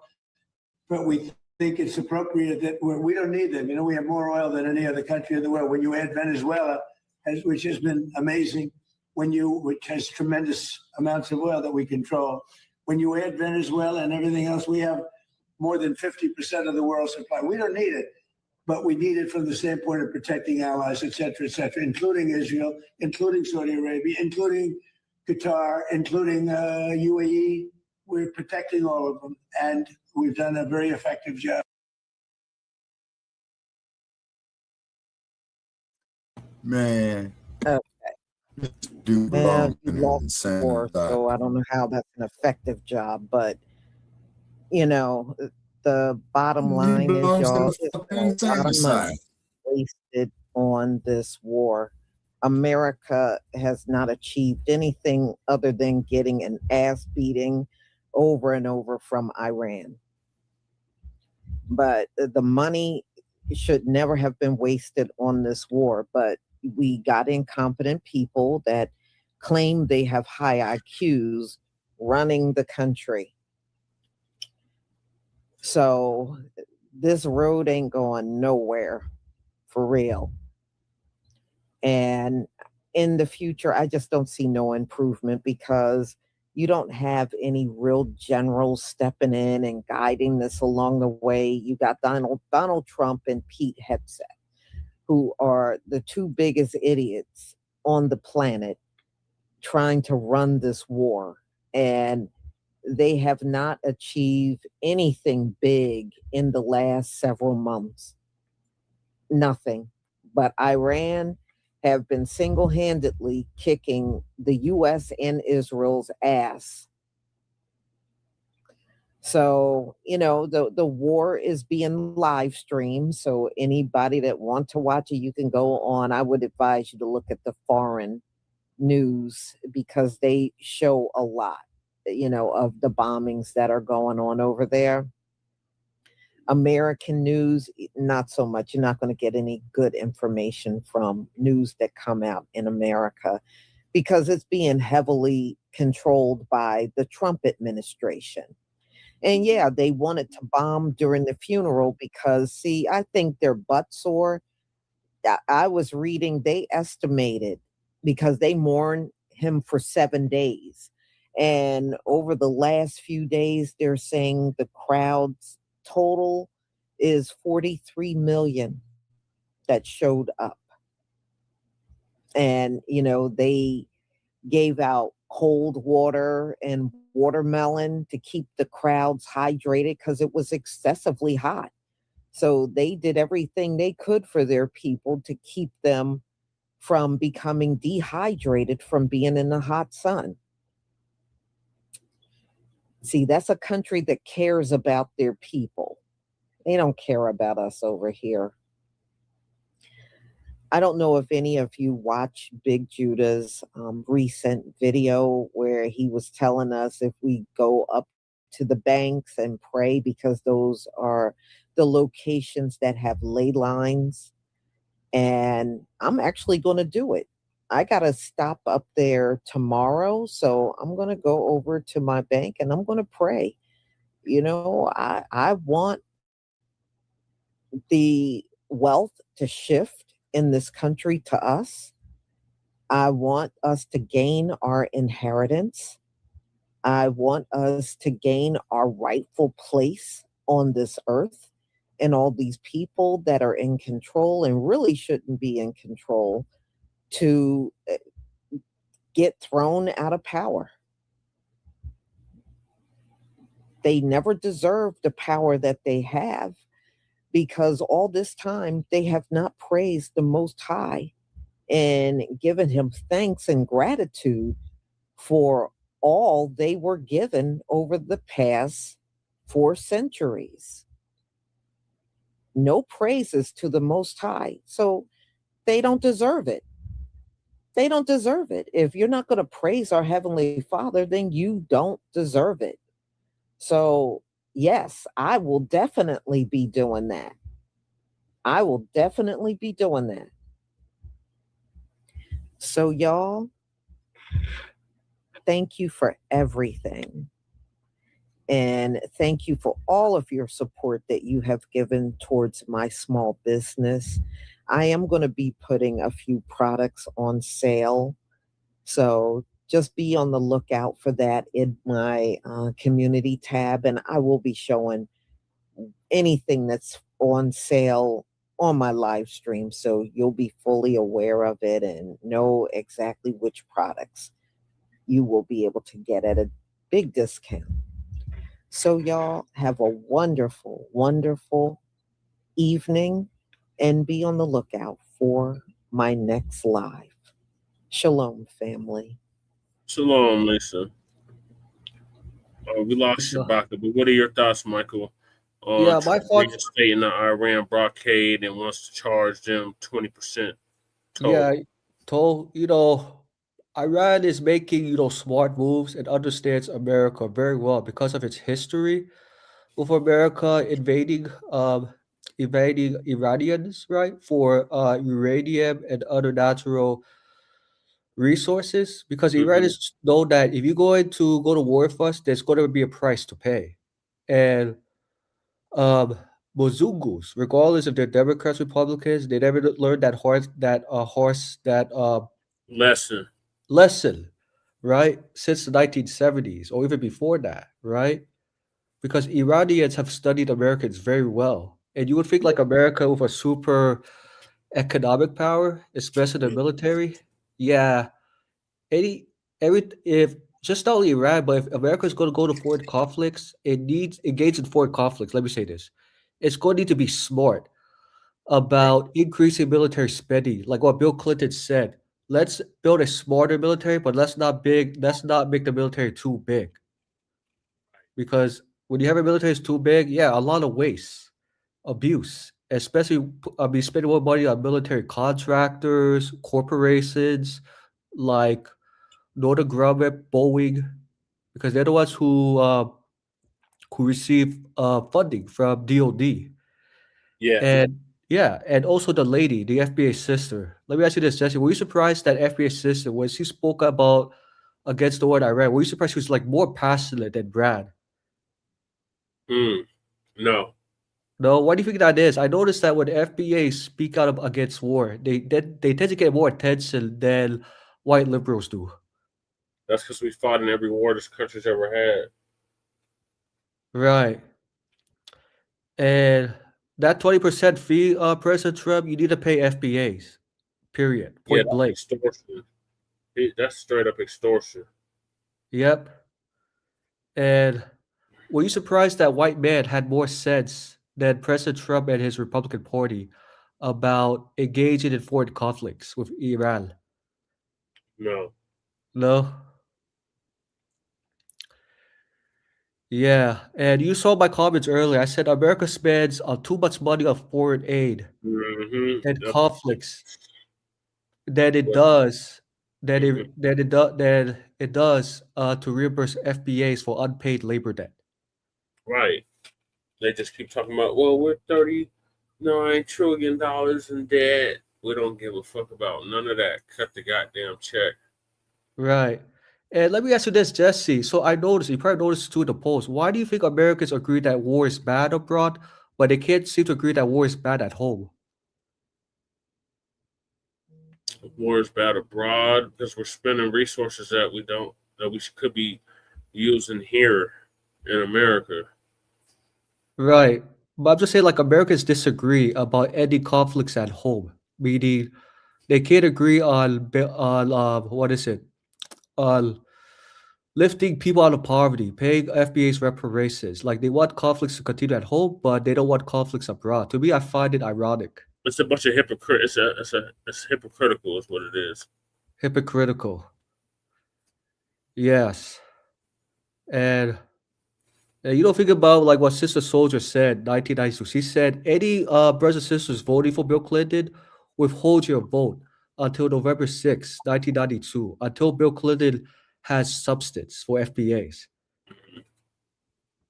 Yep, she's right. She was right. Yep. And I learned that when Sister Soldier said, where are the few white people? I think she was trying to say, where are the few allies who claim that they're good people and then fight for FBAs? The ones that claim that they're not racist, they don't have a racist bone in their body and all that type of shit. Right. Yeah. Like individuals, right? And I think what she's trying to say is that we have no friends outside of FBAs. We have no friends. We have no enemies. We have interests. We have no permanent friends. We have no permanent enemies. We have permanent interests. Yes. Permanent economic interests. Yeah. So are you, like Jesse, are you surprised that most Hispanics, Asians, and white people are not going as fast as where I'm going to making sure that FBAs get reparations? No, because they always want something for nothing. They want something that's promised to us. Like if they can't have it, then we can't have it. That's their type of mentality. Right. And I've been analyzing too, right? That I think in the past, remember I told you about how allies claimed that they did stuff with FBAs in the 1960s. They helped them to get jobs, access to institutions. And what the allies didn't realize back then was that just because they help FBAs to get access to resource does not mean that ownership and power were going to be shared equally among FBAs. Exactly. I don't know where Shabaka's at, but we got to move on to the next topic. Yes. And that is situation in South Africa. U.S. ambassador who defended apartheid-era policies sparked outrage over Berlin conference meeting. So I guess they try to have a Berlin conference meeting 2.0 in 2026. So one of the sisters from the African Diaspora News Channel going to give us an update on that. Yep, Renee. Yeah.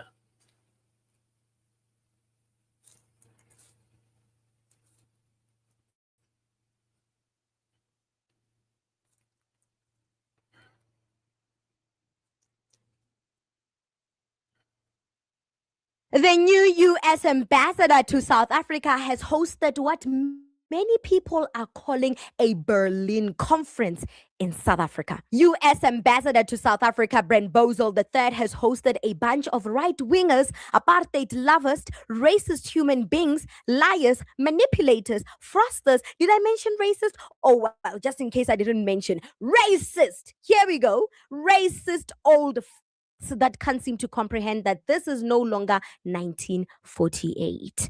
These racist grandpas gathered at the U.S. Embassy to discuss how the U.S. government's focus on the white community can contribute to a safer and prosperous South Africa. Or maybe they are discussing how they can deepen tribal tensions in South Africa as per Israel's request. We never know with these grandpas, really. We don't know what's going on with these treasonous pigs these days. What are they up to? What are they up to? Kali Kriel, the guy that voted no to ending apartheid in the 1992 referendum, claims that discussing ways to resolve the hostility between the U.S. government and South Africa. According to the United States government, South Africa's diplomatic ties with China, Russia, and Iran is the reason why there is tension between these two states. America says if South Africa wants a relationship with the United States, it should sever ties. It should sever all ties with America's adversaries. But what America fails to acknowledge is that South Africa is not a proxy of America. We are a sovereignty with our own set of laws, and we will not abide by America's book of law. What pisses me off about this meeting is that they are discussing South Africa's future and development with non-government officials. These people don't even make up more than 25% of the country's population, and yet their needs are prioritized above the majority's needs. While we are busy targeting African migrants, the white people are getting their ducks in a row. This meeting makes me realize that white people, wherever they are on this planet, they'll always have each other's back. And the white genocide claims should have showed us this. The way that white genocide lie united all European descendants around the globe warmed my heart. It really did. It really did. It was like watching a bunch of snakes in their mating ball, all huddled up, cozy in their nest of lies and deception. It was a beautiful sight to see. Something Black South Africans failed to do: to unite, to support, and protect each other across the diaspora.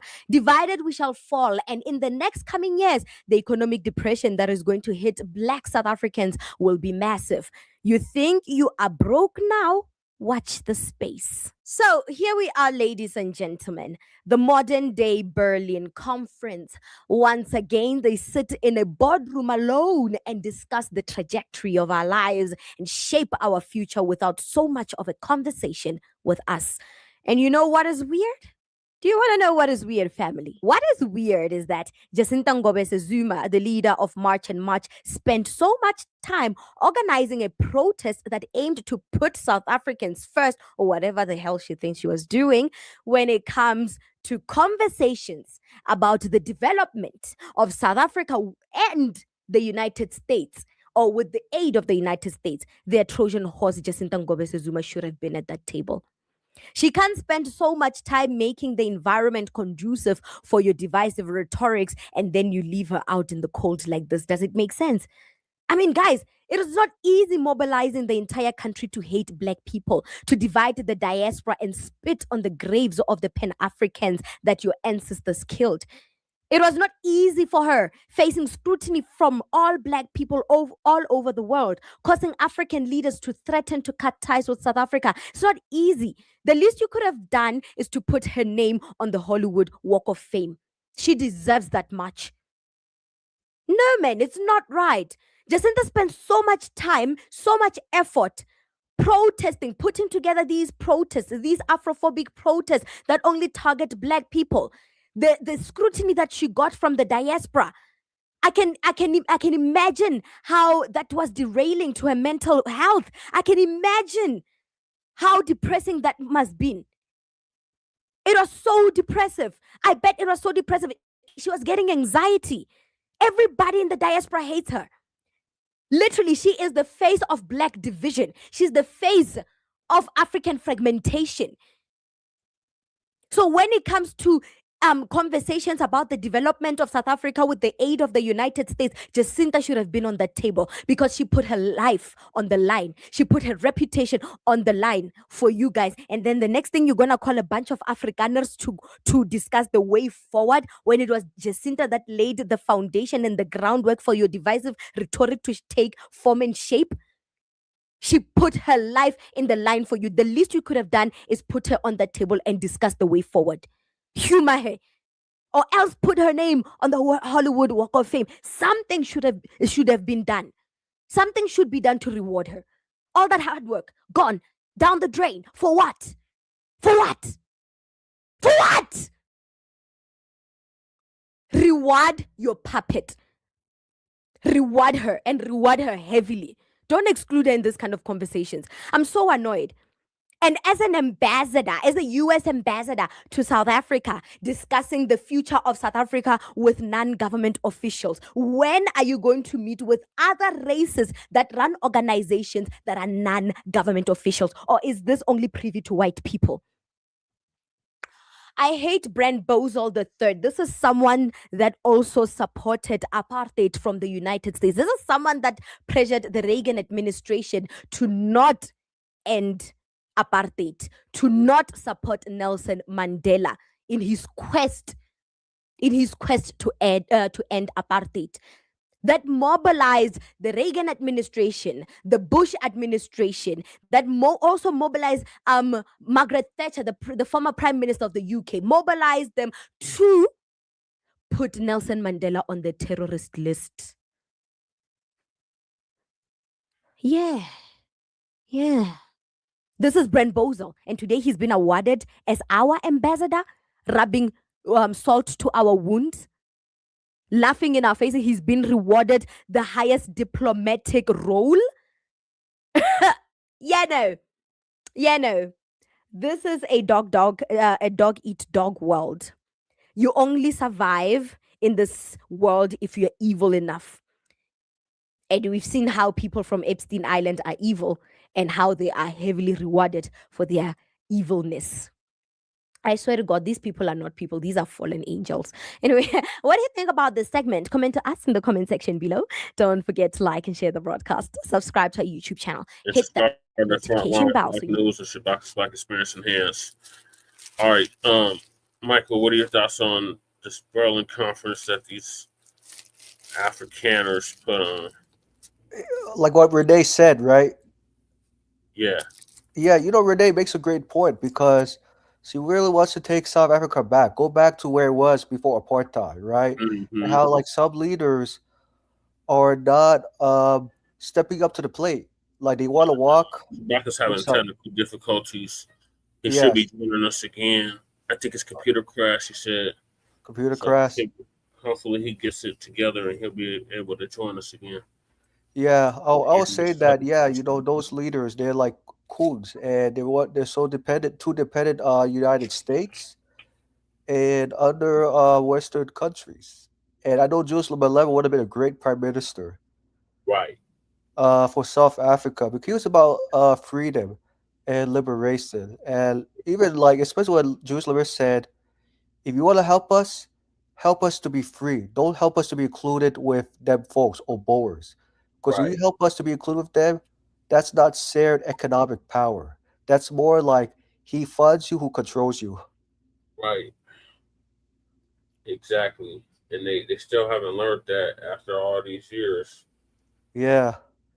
And it's like what Shabaka said a long time ago, how when Nelson Mandela visited America, Mm-hmm. uh, so many people did not respect Mandela when he came to America because he was still under the spell of white supremacy. Yeah, that's when the Zombo divorced his ass. Yep, that he was like being too feminine, not being masculine enough, to really get to really I mean, he basically told us to go screw ourselves. Shout out to Dr. Khalid Muhammad for exposing that.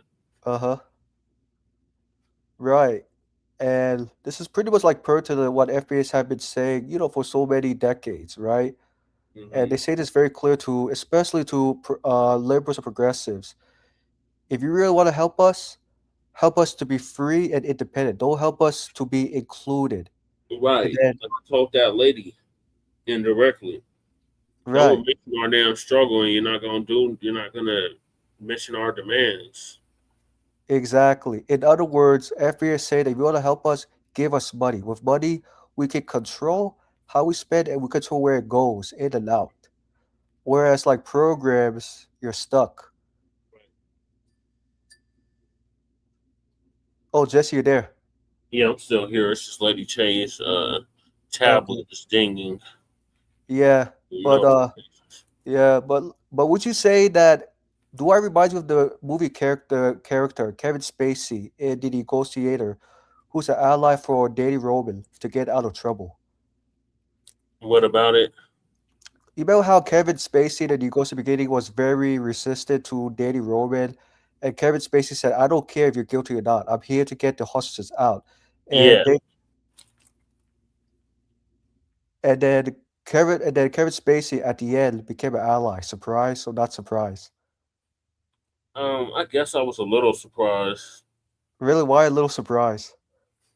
because I didn't expect him to be an ally. Right. And But I then have to go back and watch that movie because I haven't seen that movie in like 20 years. 20 years, yeah, 1998. Yeah, I haven't seen that movie in at least 20 years. Yeah. Yeah, 20 years. How about Exit Wounds? Did you think that movie Exit Mhm. Wounds with Steven Seagal and DMX, did it talk about race or not so much? Um, I don't know.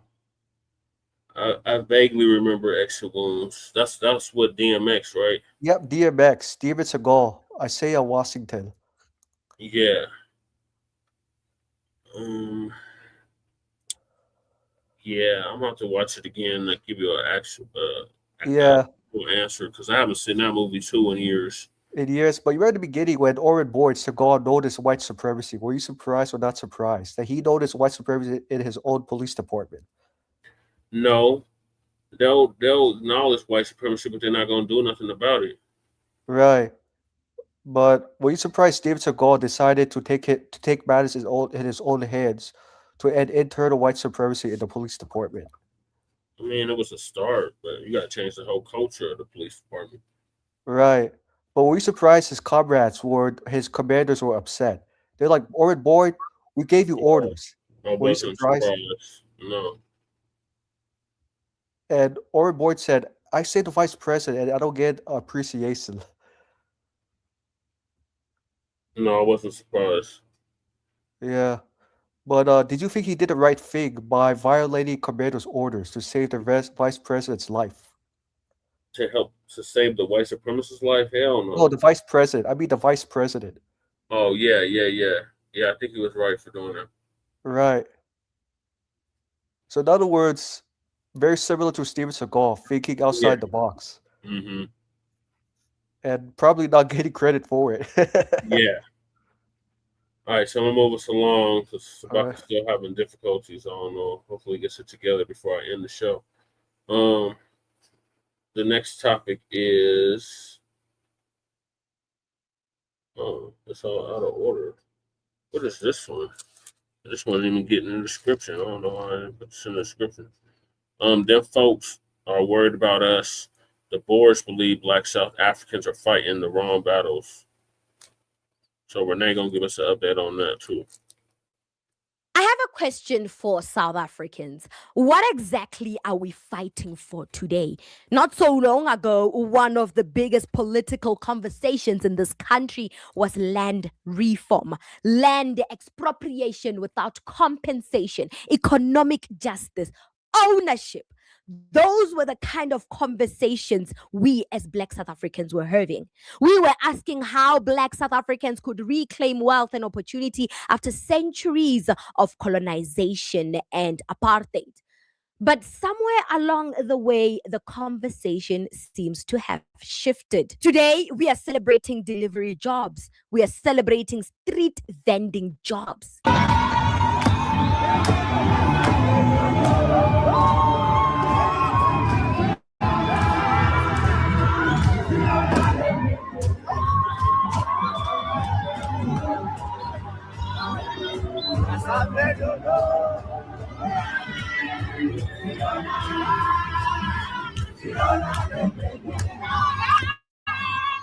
We are celebrating low-paying work with little job security as though this is the economic breakthrough we have been waiting for. Help me understand, family. Have our political ambitions changed? Are we no longer demanding land reform? Are we no longer demanding meaningful economic transformation? Are we no longer asking who owns South Africa's wealth? Because if our biggest victory is replacing one low-wage worker with another low-wage worker, then surely we are asking the wrong questions. Huh? Maybe she was planted to distract us from the real conversations. If Black South Africans refuse to believe that the Israeli forces are behind the recent disruptions in our country, given the fact that they viciously want to fragment South Africa into tribal identity and divide and conquer us, if you refuse to believe that South Africa has had a target on its back the minute they took them to the ICJ, the minute South Africa refused to leave BRICS and sever ties with China, Russia, and Iran. The minute South Africa refused to pick sides during this Russia and Ukraine war, we became a target. And if you refuse to believe that whatever is happening in South Africa today is related to all the issues that I have mentioned, and even probably more than what we anticipated, you are dumber than I thought.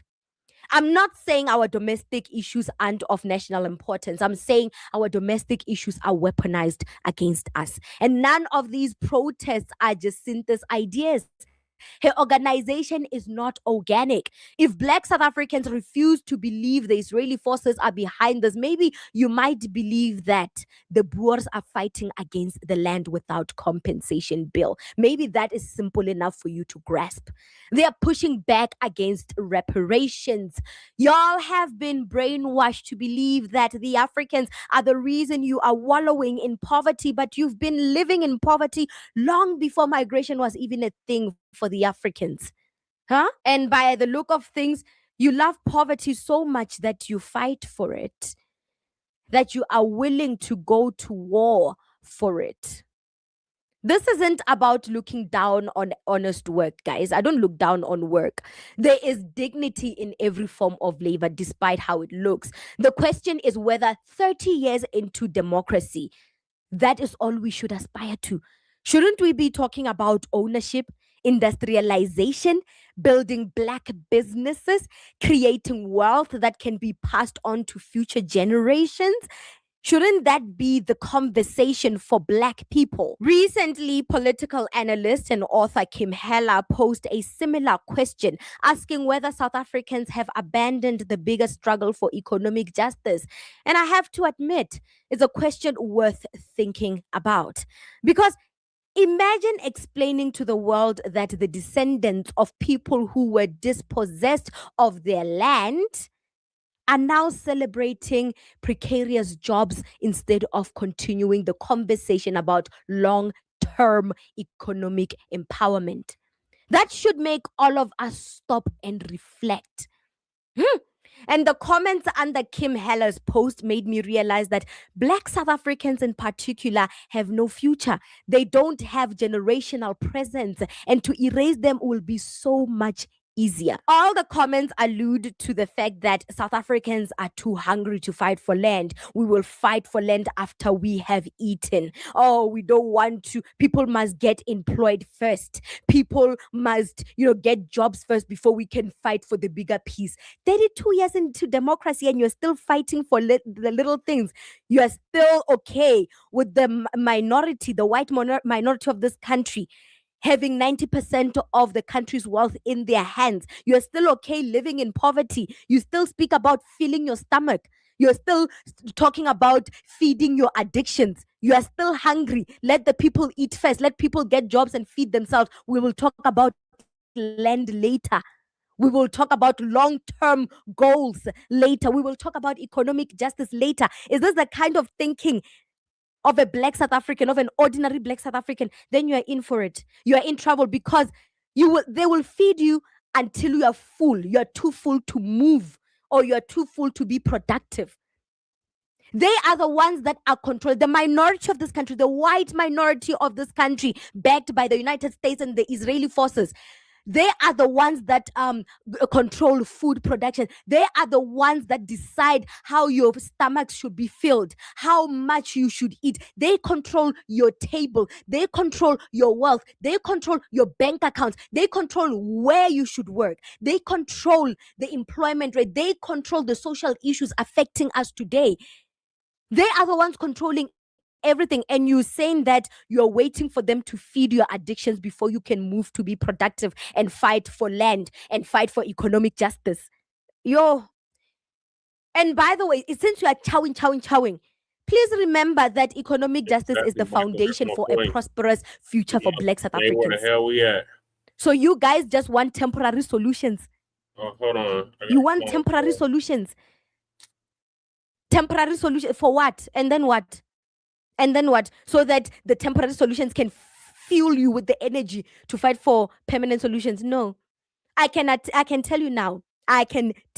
Even a drug addict, when they go to rehab, they take one last sniff of cocaine before they go in. They take one last sniff before they go in. And when they come out, there's no guarantee that they are cured of their addictions. And addiction never goes away, just in case no one has told you. It's like sin. It keeps plaguing and plaguing and plaguing, finding new strategies to keep you living in sin, in darkness. And in the context of Black South Africans, the Boers will find new ways, new strategies to keep you in poverty while they feed your addictions. And you think you're smart. You think you're smart. Look at the African migrants, both legal or illegal. Whenever they came to South Africa, they came with nothing but the clothes on their back. And they came here with no guarantees that they'll get social services from the government. But they made something out of themselves. They created shops, the very same shops that you want to own. So you want to take their foundation, because they've laid the foundation for the wealth. You just want to come in, swoop in, and become owners of what they've built and created. You're mad. You're mad. These plaza shops that you want to run, that you say should be in the hands of South Africans, you just want. Why didn't you run it way before the Pakistanis and Zimbabweans or whatever came to South Africa and started opening these plaza shop chains, these bodega chains? Why didn't you build it before they came here? This is pure jealousy. I'm sorry. I think you kicked them out because you're jealous that they built something without being dependent on the government. I am sorry. You guys are not ready for global conversations. You guys are not ready to join the diaspora that are seeking reparations throughout the world. You guys are just not ready to build. You guys are like sandbags. You are dead weight to the development and the prosperity of the diaspora. And quite frankly, I think the diaspora should cut South Africans off. They should cut them off. Let Black people out there prosper without Black South Africans. And whatever they run into, whatever problems they run into going forward in the future, they must not seek for help from outside people. They must sever all ties, and they must be the island that they crave to be. 32 years into democracy, you want to settle to become a delivery driver. You want to settle for becoming a waitress, a truck driver. You want to settle for the bare minimum while people, the 20% minority, have 90% of our country's wealth in their hands. They control what we eat. You want to be in the structure. You don't want to be the structure. Yo, you lousy. I see why the narrative out there says we are lazy. It makes sense. What do you think about the segment? Comment to us in the comment section below. Don't forget to like and share the broadcast. Subscribe to our YouTube channel. Hit that notification bell so you. Right. What are your thoughts, Michael? I'm still doing my show. Oh yeah, my thoughts, bro. It is on point. Very similar to Philip Scott and FBAs, right? Because he's right. South Africa's a black majority country, and how can you allow 20% of the Boers, unclusive people, to control economic resources of South Africa, right? And it's supposed to be 80% 80% Boers and minorities, depending on the South African government, and whereas the black South Africans controlling government and only the government at the same time. And also, the black South Africans need to think about creating worker cooperatives as a gradual exit out of Boers owning the company for several generations in Cali, right? And yeah, I just feel like Renee, she has I'm sure you noticed too, Jesse. Renee has this masculine energy. Would you agree? And yes, I would agree, Michael. I'm still on this phone call. Okay, though. yeah, right, and also it's like what I said in the comments. What Renee is trying to say. The local black South Africans don't want to create their own tables, but they want to be at the table and demand, temporary solutions. Like, for example, increases the minimum wage every year, here and there, right? That's like putting a band-aid to a massive wound. And yes, you say that reparations is pretty much a all cure, solve all problems for black South Africans. And I guess because the Boers, they don't want to lose control of their workers who happen to be black South Africans. Yeah. And two, black Americans, I'm sorry, FBAs fought for black South Africans to be free, and Yes, I'm surprised. Yeah, I'm surprised that the black South Africans don't want to learn from FBAs to fight back. I mean, they fighting back against some Nigerians, but they ain't doing nothing against them Boers. Yep. And so that I understand why FBAs disagree with Scott about moving to South Africa, because South Africa. I can kind of go ahead, Jesse. The way Uncle Phil puts it, it's like outside of the U.S., South Africa would be the best bet because they already speak English over there. It's already a main language over there, so you won't have to go through all the translations and stuff. The RAM is pretty similar to the dollar, so you won't have to do too much conversion with the U.S. dollar and the RAM. Right. And there's a lot of it's 90% black. True. But the 90% black in South Africa, they lack economic control. I'm sorry, economic power and ownership because of the Boers. Yeah, so they're trying to. So when Jake Lane, not Jake Lane, I forgot his damn name. It wasn't Jake Lane. It was another white supremacist. He had called into Tariq's a couple days ago. And he was one of the white supremacists that checked Marvin Tether Gaines. Yes. If you're familiar with Myron Gaines. I heard of Myron Gaines with this guy covering him about how Myron Gaines was about as a Teffer. He's black when he's convicted. He's not black when he tries to be friends with Mzungus. And Mzungus told him who he is, that they can tell him. Yeah, so one of the Mzungus that showed him who he was called into Tariq's show. And Tariq was asking him about the birth rates because they are minus birth rate worldwide and in the United States. and he kept bringing up South Africa. He kept bringing up South Africa, saying, well, you know, we're only this percentage of South Africa, but we control everything. Right. So that's what they want to do with the U.S. because they know that they're becoming the minority in this country. Uh-huh. So they want to run it like South Africa apartheid state. Yep. Oh, okay, Shabaka. I was wondering. I'm like, what's going on? Yeah, he's having like signal issues. Yeah, but they're not doing nothing against the board, Shabaka. Yeah, which is sad in South Africa because you're right, Jesse, because the Black South Africans, they're like 90% of the population. They're supposed to at least wipe out the 20% of non-Black South Africans. Yeah. Right? Including like the Indians and other groups of people who live there. Mm-hmm. And yeah, the South Asians. Yeah, South Asians. I say Asians in general, including South Asians. Yeah. Right? And even like when I was taking down notes, that I think that a post-apartheid is worse for Black South Africans because they did lobby. Apartheid was pretty brutal. Right.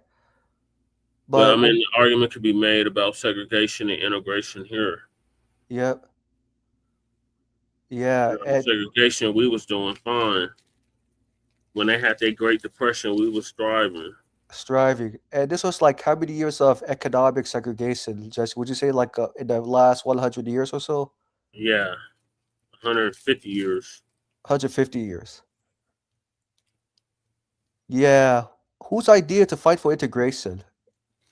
Oh my God! What was LYK at the time? I mean, Shabaka I would say a whole bunch of people: John Lewis, Ralph Abernathy. MLK until he woke the hell up. What's his name? Bayard Rustin. Do you think these three groups of men were pressured by white supremacists to implement integration? No, I don't think there was pressure. I think that's just what the leaders at the time thought that we needed. Because the thing was, the integration was supposed to be integration of resources. Right. Not so much integration with the Mazugus, but integration with the resources. We wanted to have the same resources they had for their schools and their communities and neighborhoods and stuff. So we wanted the same thing they had. True. Right. And so what do you think the integration was forced upon? Like, we didn't really get no time to adjust to the integration. It was forced upon us. That's why the National Guard had to be deployed to all those cities just for little black kids to go to school. Right. To be free from harm from the white supremacists. Yeah. Yeah, because my thinking is that, right, when if John Lewis and several FBA activists knew Oh yeah, and Jesse Jackson, can't forget him. Oh yeah, Jesse Jackson. Yes, Jesse Jackson. Right. If they do that, Shabaka says MLK, right, Ralph Abernathy, Julia Bond, Jackson were the main ones. Cultural integration. Right. So if they're the base for cultural integration, and they realized that integration was not going to bode very well with Mazugus, why make a deal? You know what I mean? Yeah. So, yeah. So in other words, finish this out, Michael, and then we gotta move. Oh yeah, my thoughts. Yeah. Oh, sorry to go off tangent. So my thought is this. This is a lesson for progressives who say they support labor rights, including living wage, unions. Okay, but when FBAs say, "Hey, reparations about labor issues," progressives are very silent and get agitated. Yeah, they're very silent. They don't want to even the playing field. No matter what they say when it comes to wealth gap and all that, they don't want to. They don't really. They just lip service. They're not gonna actually do anything about it. It just sounds good. Yep. And I found out because progressives, when they found out FBAs are advocating for reparations, legal settlement, progressives. Oh my God! Did you see Jorlis Reed and Roly Poly Martin is trying to talk like us now? Yeah, I saw that. Yes. Oh my God. Man, Roly Poly, you know he's doing that for. Russian bots and disinformation agents and all that nonsense. Yeah, I remember. And you know, Roly Poly Martin, he's doing this for purported reasons. He's not doing this because he But he's cares. irrelevant. Roly Poly Martin is irrelevant. His paymasters see that. So now he's like, okay, well, if I can't beat him, I'm going to join him. Right. But And you then can't join us, Roly Poly Martin. You're not New exactly. Black Media. You're corporate backed boule media. Yes. And even I'm surprised Roly Poly Martin doesn't want to even advocate for anti-black hate crime bill. That does not require a lot of work. You know what I mean? Like something like minimal. Because his paymasters won't allow it, Michael. You know, he's still on the take of the Democrats. Yep. The Democrats is still paying him like Kamala Harris paid him. Yep. And yeah. That's presidential campaign. Yeah. That we got them sure. fools to their knees, and we're going to do it again in 2026 and 2028. Yep.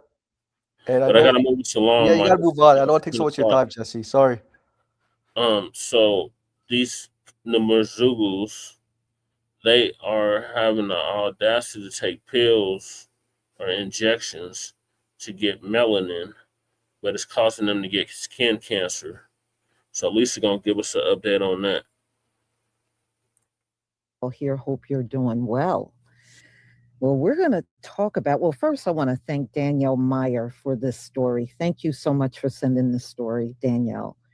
So we're going to talk about white people that are tanning through injections. Hijacking our material. It's called Melanotan.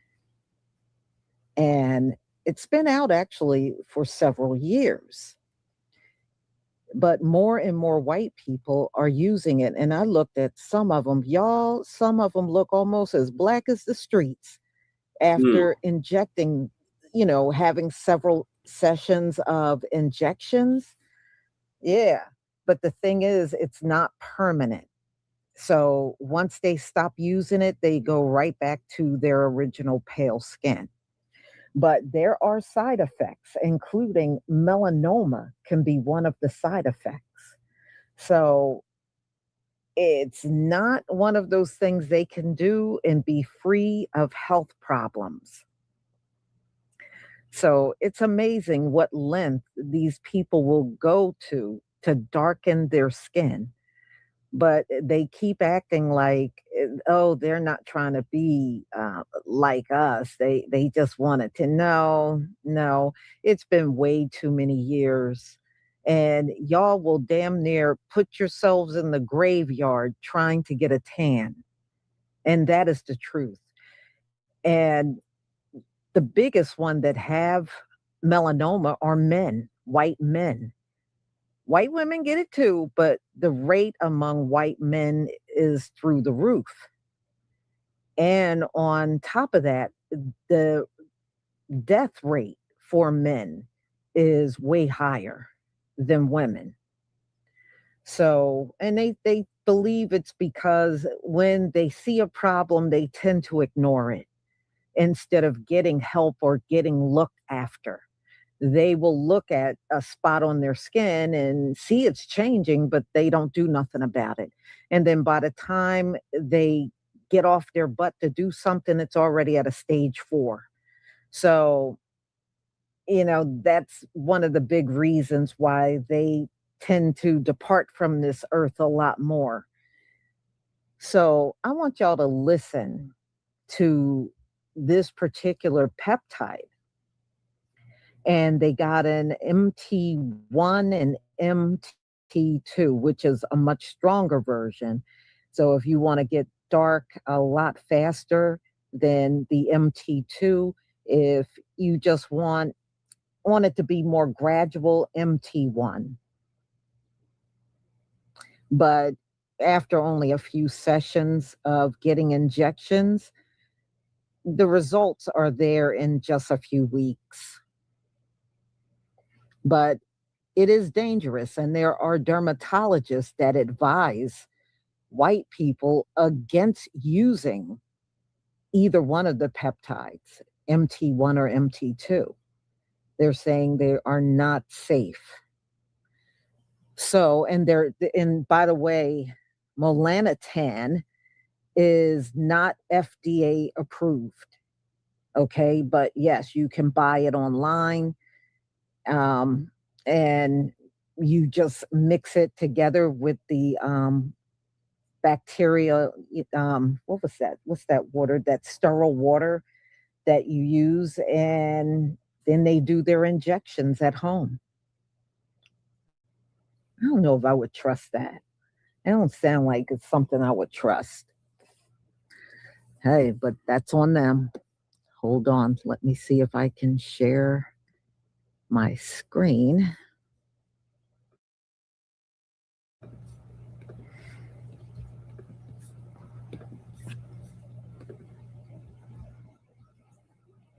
Okay. Please give me a 1 if you can see my screen.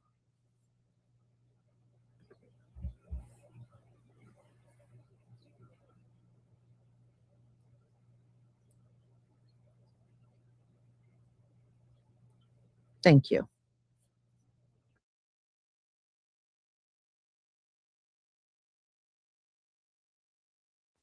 So white people are injecting themselves with melanin shots.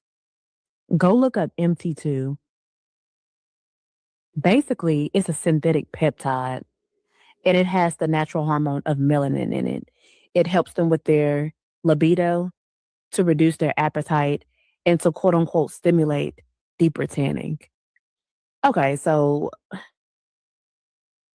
you can't make this type of stuff up. Now, do y'all hate us, love us, want to be us? The infatuation is crazy.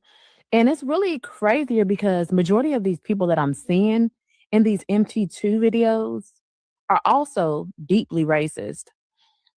At this point, it has to be a mental health disorder because what are we doing? What's crazy is they want our skin complexion, but they don't want our blues. They could never live through the Black experience in this country or anywhere around the world for that matter. But y'all, look at all of these pictures and videos. Like, this stuff is really real. So Can you initially hear when me? I seen this, I wanted to laugh because the hypocrisy is crazy. You really want to be us. But then I started to realize that this is extremely concerning because if they're getting these melanin shots off the black market, where in the world do you think that they're getting the melanin from? I give y'all a few seconds to think about that. Now, it's a whole bunch of Black people that have gone missing. It's a whole bunch of stories about Black lynchings and Black people being found dead, but being stuffed with paper because our organs are gone. Y'all, we're being harvested. But like they say, melanin is more precious than diamonds and gold. Y'all stay safe out there. Let me know in the comments what y'all think about the story. I changed races, okay? So this was me on Melanotan 2 in 2021. I was doing peptides before y'all even knew what the fuck this shit was. Now, this guy is probably the most irritating of them all. You can't change races through a damn injection. That is impossible. All right? What you got going on is superficial. It has nothing to do with changing what you are as a race. And he's sitting up here starting, I changed races. No, you didn't, idiot. No, you didn't. You are the same person. You cannot change what you are biologically through a shot. Unbelievable.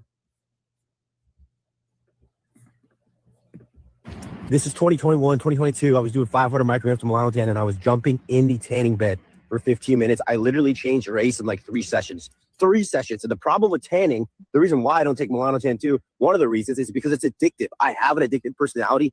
Tanning is super fucking addictive because you see a little bit of progress and you're like, holy shit, I love this. And then you lose the you have body dysmorphia and you literally just change races and it ends up not looking good like that photo.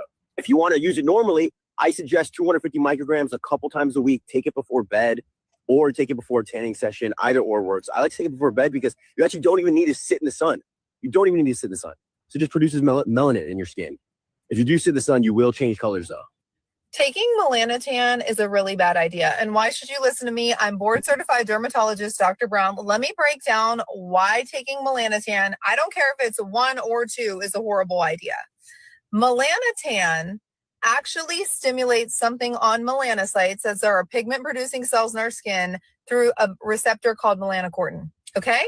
What does this mean? This means that there is a potential for those cells, melanocytes, to proliferate, which we know it does cause them to proliferate because people who take melanotan get sunspots and freckles and an increase in moles, and that's all cutesy, and everyone's fine with that to get the tan. But guess what else? It could potentially simulate melanoma, which can be life-threatening. Is it worth it? I don't think so. Not to mention, everyone that takes melanotan literally looks orange. I'll stay a vampire. This is the tan I have currently after 13 doses of Melanotan 2, the tanning peptide. So far, this is my experience. I've noticed appetite suppression. I've gotten darker. My libido's gone up. My moles and freckles have gotten darker. That's to be expected. I don't notice any new ones, but that's not to say that there isn't. Melanotan 2 is an unlicensed, unregulated peptide that is an analog that stimulates alpha melanocyte stimulating hormone. This is my own research.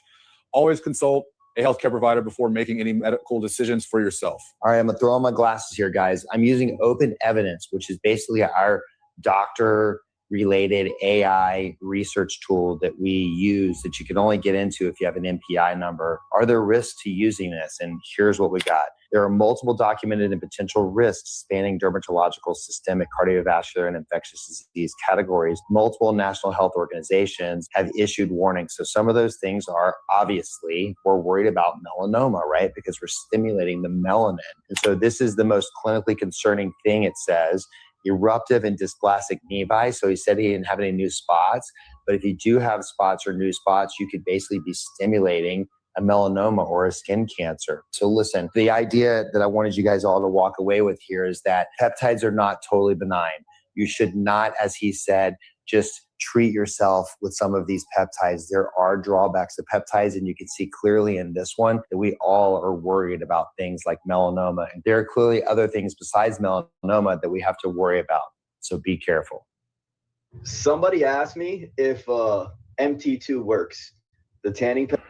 Let me be very clear. This is a bad idea.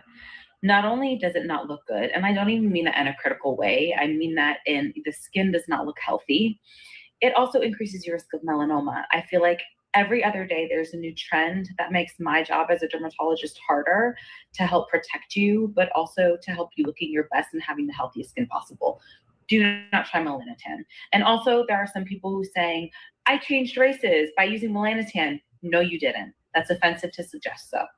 That white girl who's going viral right now for being so tan, I think that's that hormone that you inject that makes you tan, the peptide. And to me, it's never worth it. It's never that serious. Like, I don't want to inject myself with something just to be that tan. That's what the substance is about. Like, yes, I'm pale. Would I like to be more tan? Yes. But even with peptides, how everyone is so okay with buying something online, I don't even think peptides come up from a pharmacy. I think you buy them online just from like random stores. And you just inject yourself with it. And everyone's just injecting themselves with peptides to be more beautiful or more radiant or more healthy. But we see food recalls all the time, like at grocery stores, like, oh, the factory's mistake. There was glass in the food. Oops. Well, what happens when this peptide that you bought from some random online store has something in it that shouldn't be in it, and now you've injected it directly into yourself? Is anybody else worried about this, or maybe I'm overthinking it? Okay, I just got asked for the 5th time today that if I got some sun, and I hate having to tell people that I used MT2, but honestly, it's kind of insane. I pinned it 4 days, so 4 times, 4 weeks ago, and I have not done it again, but I'm probably 4 shades darker than I would normally be right now, and I'm progressively getting more dark, so the shit works. You may be using it for a tan, but science is using it for the autism. There's a study showing that the popular bronzing pep might actually be a social cheat code. Now, before we go trying to tan the autism away, this was a study done on rat models, but it is still pretty mind-blowing. The secret sauce in how it actually works is how it interacts with the ventral tegmental area, which is the part of your brain that regulates your reward system. MT2 interacts with this chain by kicking off the MC4 pathway that floods your brain with oxytocin. So in these studies, the rats didn't just decide to be more social. They started getting reward feedback loops for doing it. It turned socially stressful situations into fun and rewarding ones. We're talking about reversing traits that we previously thought were set in stone, all through an inadvertent chemical interaction. The bottom line of this is showing that social traits may be more pliable than we previously thought. Even though these studies are only in rat models for now, it hints towards the potential to create breakthroughs in improving conditions that we previously thought to be incurable. If you're interested in learning more about these PEPs and their crazy side effects potentially, drop a comment down below on what you want me to break down next. The only person that should be using MT2 in the summertime is somebody that cannot get outside and tan. Let's say you work in an office or you have a job where you're just not going outside a lot. You can only get outside on the weekends. That is the only reason to use MT2 in the summer. Otherwise, you should be on MT1 because it is very easy to get outside and tan for 30 minutes a day if you don't have that excuse. And you're going to get a lot better and a more natural looking tan with MT1 over MT2. What it is. Anyone else taking MT2 have this side effect? And if so, how did you get rid of it?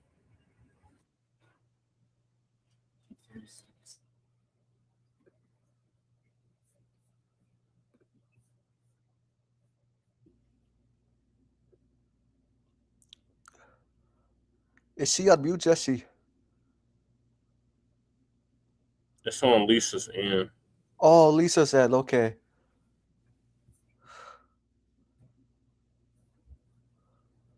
All right, this last person, y'all, she's using the Melanotan, but she's using it in a nasal spray. So you can get it in an injection, peptide, or you can get it in a nasal spray. And that's what she's using to tan her skin. But it doesn't have sound, but that's what she was showing you on the screen when she was holding it up. But yes, so this is what they're doing. And it's something that is growing online. They are buying the hell out of this stuff. So, and I have seen some videos with the side effect. There are side effects. You know, some people will have a mole and it will suddenly, when they start using this, it will start getting bigger. So it does have side effects. Yeah, it comes in a nasal spray too.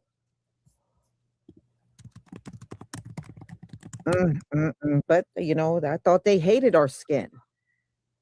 I thought our skin was ugly. Yeah, they're trying to get our ugly skin. Please, we got the most awesome skin on the whole earth. And we are we are as one with the earth and with the sun. Okay, we are as one. This is why the sun gives us vitamin D. The sun does not burn us. And we have the lowest rate. There are some people that get skin cancer, but ours is the lowest rate in the entire country. The highest rate are white people and Native Americans. Y'all have the highest rate of skin cancer in America.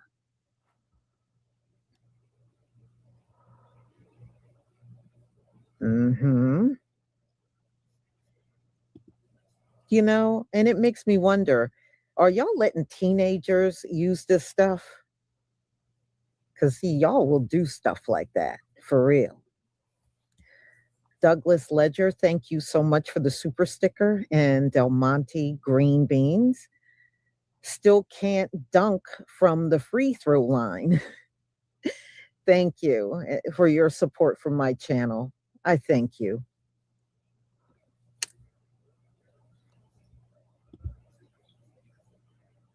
That's exactly what they can go do with Damien. You know, exactly. When they want to be 10. Trust me. If they could permanently get rid of their pale skin and just be dark, they would do it in a heartbeat. If someone had a permanent way for them to darken up, they would be in line for it, trust me, including your Klans member. Your Klans member would be in that same line. Yep, they'd be the first ones in line. Yep, that's why it's called undercover. White supremacy. So, y'all, I'm going to go ahead and conclude. And you know the war is still going on in Iran. And Donald Trump just put the U.S. naval blockade back up. And he wants to take over the Strait of Hormuz and charge a 20% toll, which he is never in a million years going to do. He won't accept the fact that he does not control that region. If you don't control the region, you do not control the Strait of Hormuz. And it's almost like he's trying to desperately come up with this magic thing that's going to let him gain control. Those Iranians are never going to let Donald Trump control the Straits of Hormuz. They will never let it happen. But I guess he think he can keep trying, and you know, and then he turned around and backed off, and that's why everybody's saying online this is Taco Tuesday. So we'll get to all of that at 5:45. I thank you for being here. I thank you for all of your support. And don't forget to pick up your hair products. Shalom, family. Turn on the light. All right. See the light?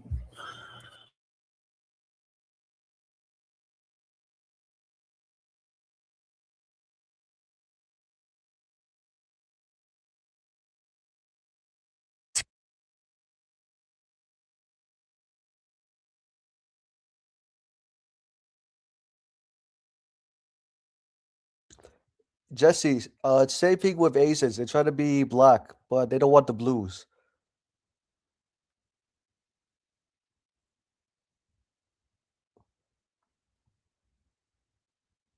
Oh, Jesse, you're there. But yeah, anyways, so it's just not only the Beckys and the Beckys and Brads who want to use peptides so they can become black and try to, invite themselves to the FBA cookouts, right? And then also changing their voice. It's even worse. Eventually, Becky's and Brads can eventually the skeleton is going to come out their closets, and FBAs are going to realize that these Brads, Karens who allegedly want to be FBAs, will realize that those are just like makeups, fake stuff, right? Because Brad and Becky realized that they've done horrible things, right? So they're making it up by changing their skin color using peptides to make up for 400 years of trauma to FBAs, and and it's just not only the Becky's and Karens, but it's also Asians and Hispanics. I noticed too, and I'm just like wow, suck. And my thing is this, because as an individual ally, I told especially those who want to be, or alleged, or I was to say, I would say that those who want to sing the blue, sing the rhythm, but don't want to sing the blues. Yeah, they definitely lead to. Yeah, they want our rhythm, but they don't want our blues. Exactly. Yep. Exactly. Yeah, I was telling Uptight. Yeah, it's just not only the Beckys and Karens who want to change who want to be black, but it's also Asians and Hispanics. Yeah, that's how they assimilate. Yep.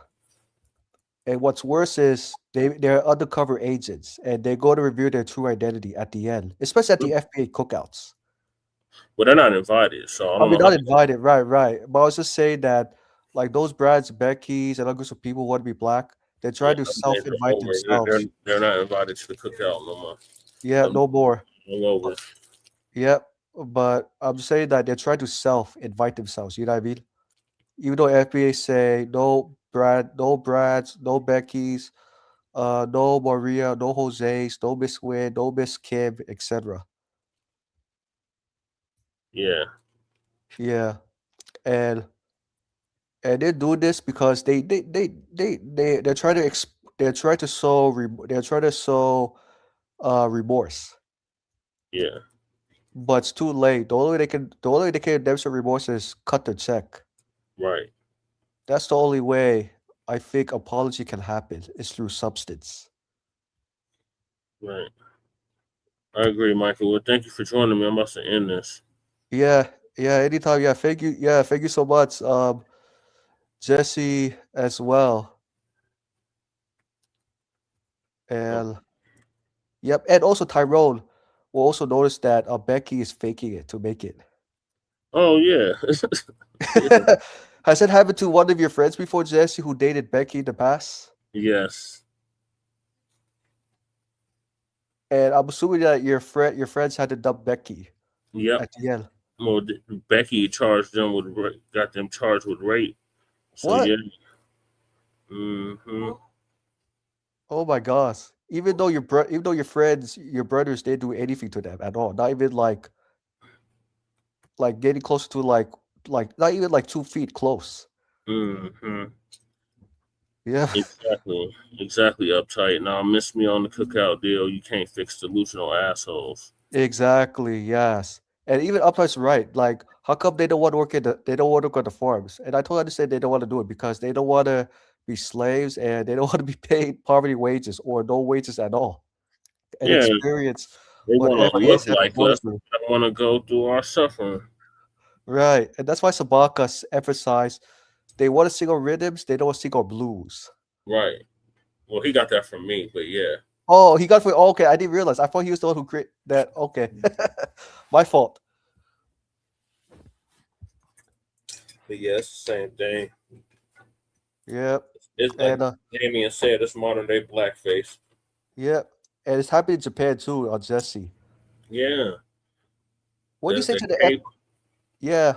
What do you say to sub FBAs who are living in Japan? What's your advice for them? Racism, white supremacy is global. Global. And do you recommend you them? can go on a planet where you don't have to deal with it. Right. And do you recommend them to get the hell out of Japan? Yeah, I mean, it depends on, like, if you're in the major cities, yeah, get the hell up out of them. But, like, when you go up to, like, Mount Fuji and stuff, there's, like, black samurais and... Uh-huh. Well, what did the FBAs who live in Japan say to Jesse? You're being too strict. We're grown adults. Saying situational awareness, we're at war. No matter where the hell we at on this planet. Right. Because I noticed that the older generations have a hard time listening to younger generations. I've noticed. Well, yeah, that's a given. Older generations are set in their ways. They don't want to see a new thought process that they're already set in their ways on how they view things, on how they live their lives, on all of that. So, right. A lot of them, they just want to suffer peacefully. Yeah, because we say peacefully, that's more dangerous than what's out there. They don't mind the suffering. They just want to suffer peacefully. Peacefully, right? Like undercover, in other words. Yeah, and I was telling Uptight, I know Uptight lives in California. I know there's a huge Asian, Hispanic population. I was telling him, like, Uptight, be careful about the undercover Asian brads. Yeah, he's in the Antelope Valley. Oh, okay. Well, I'm just saying, like, watch out for like those Asians who try to change their skin color. Oh yeah, well, I'm sure he already knows that already, but yeah. Okay, I'm just checking. I'm just looking from outside in. All right, then, Michael, I gotta go. Yep. Appreciate you all tapping in. So it's gonna conclude season 12, episode 5 of Shabakas Black Experience Enhanced in conjunction with the Front Line Blacc News. Join us. That's tomorrow. So I'm not gonna be able to do a show tonight. Okay. But if I do a show, it'll be right after this. 5-10 minutes. Can I close up the show without all your theatrics? So yeah. In the meantime, make sure y'all like subscribe to all our platforms, Frontline Blacc News on YouTube and Facebook, The Revolutionary Agenda on YouTube and Facebook, and Shabakas Black Experience Enhanced on Facebook, Twitter, and Instagram. And the air date of this program was 7/14, July 14th, 2026. So appreciate Michael for coming through. Shout out to Uptight for coming through. Yeah. Anybody that was speaking and not speaking. And of course, Shabaka. Yeah, thank you, Shabaka, as well. Shabaka provided very good insight. Apologize, he was having technical difficulties, but When he Yeah. was with us, it was very valuable. Yep. And oh, Jesse, you also provide valuable information as well. Yeah, thank you. You're welcome. And thank you for the oh, by the way, thank you for more support for the anti-black hate crime bill. Oh yeah, no doubt. All right, Yeah. so we'll see y'all later. Frontline Black News. Peace. Peace.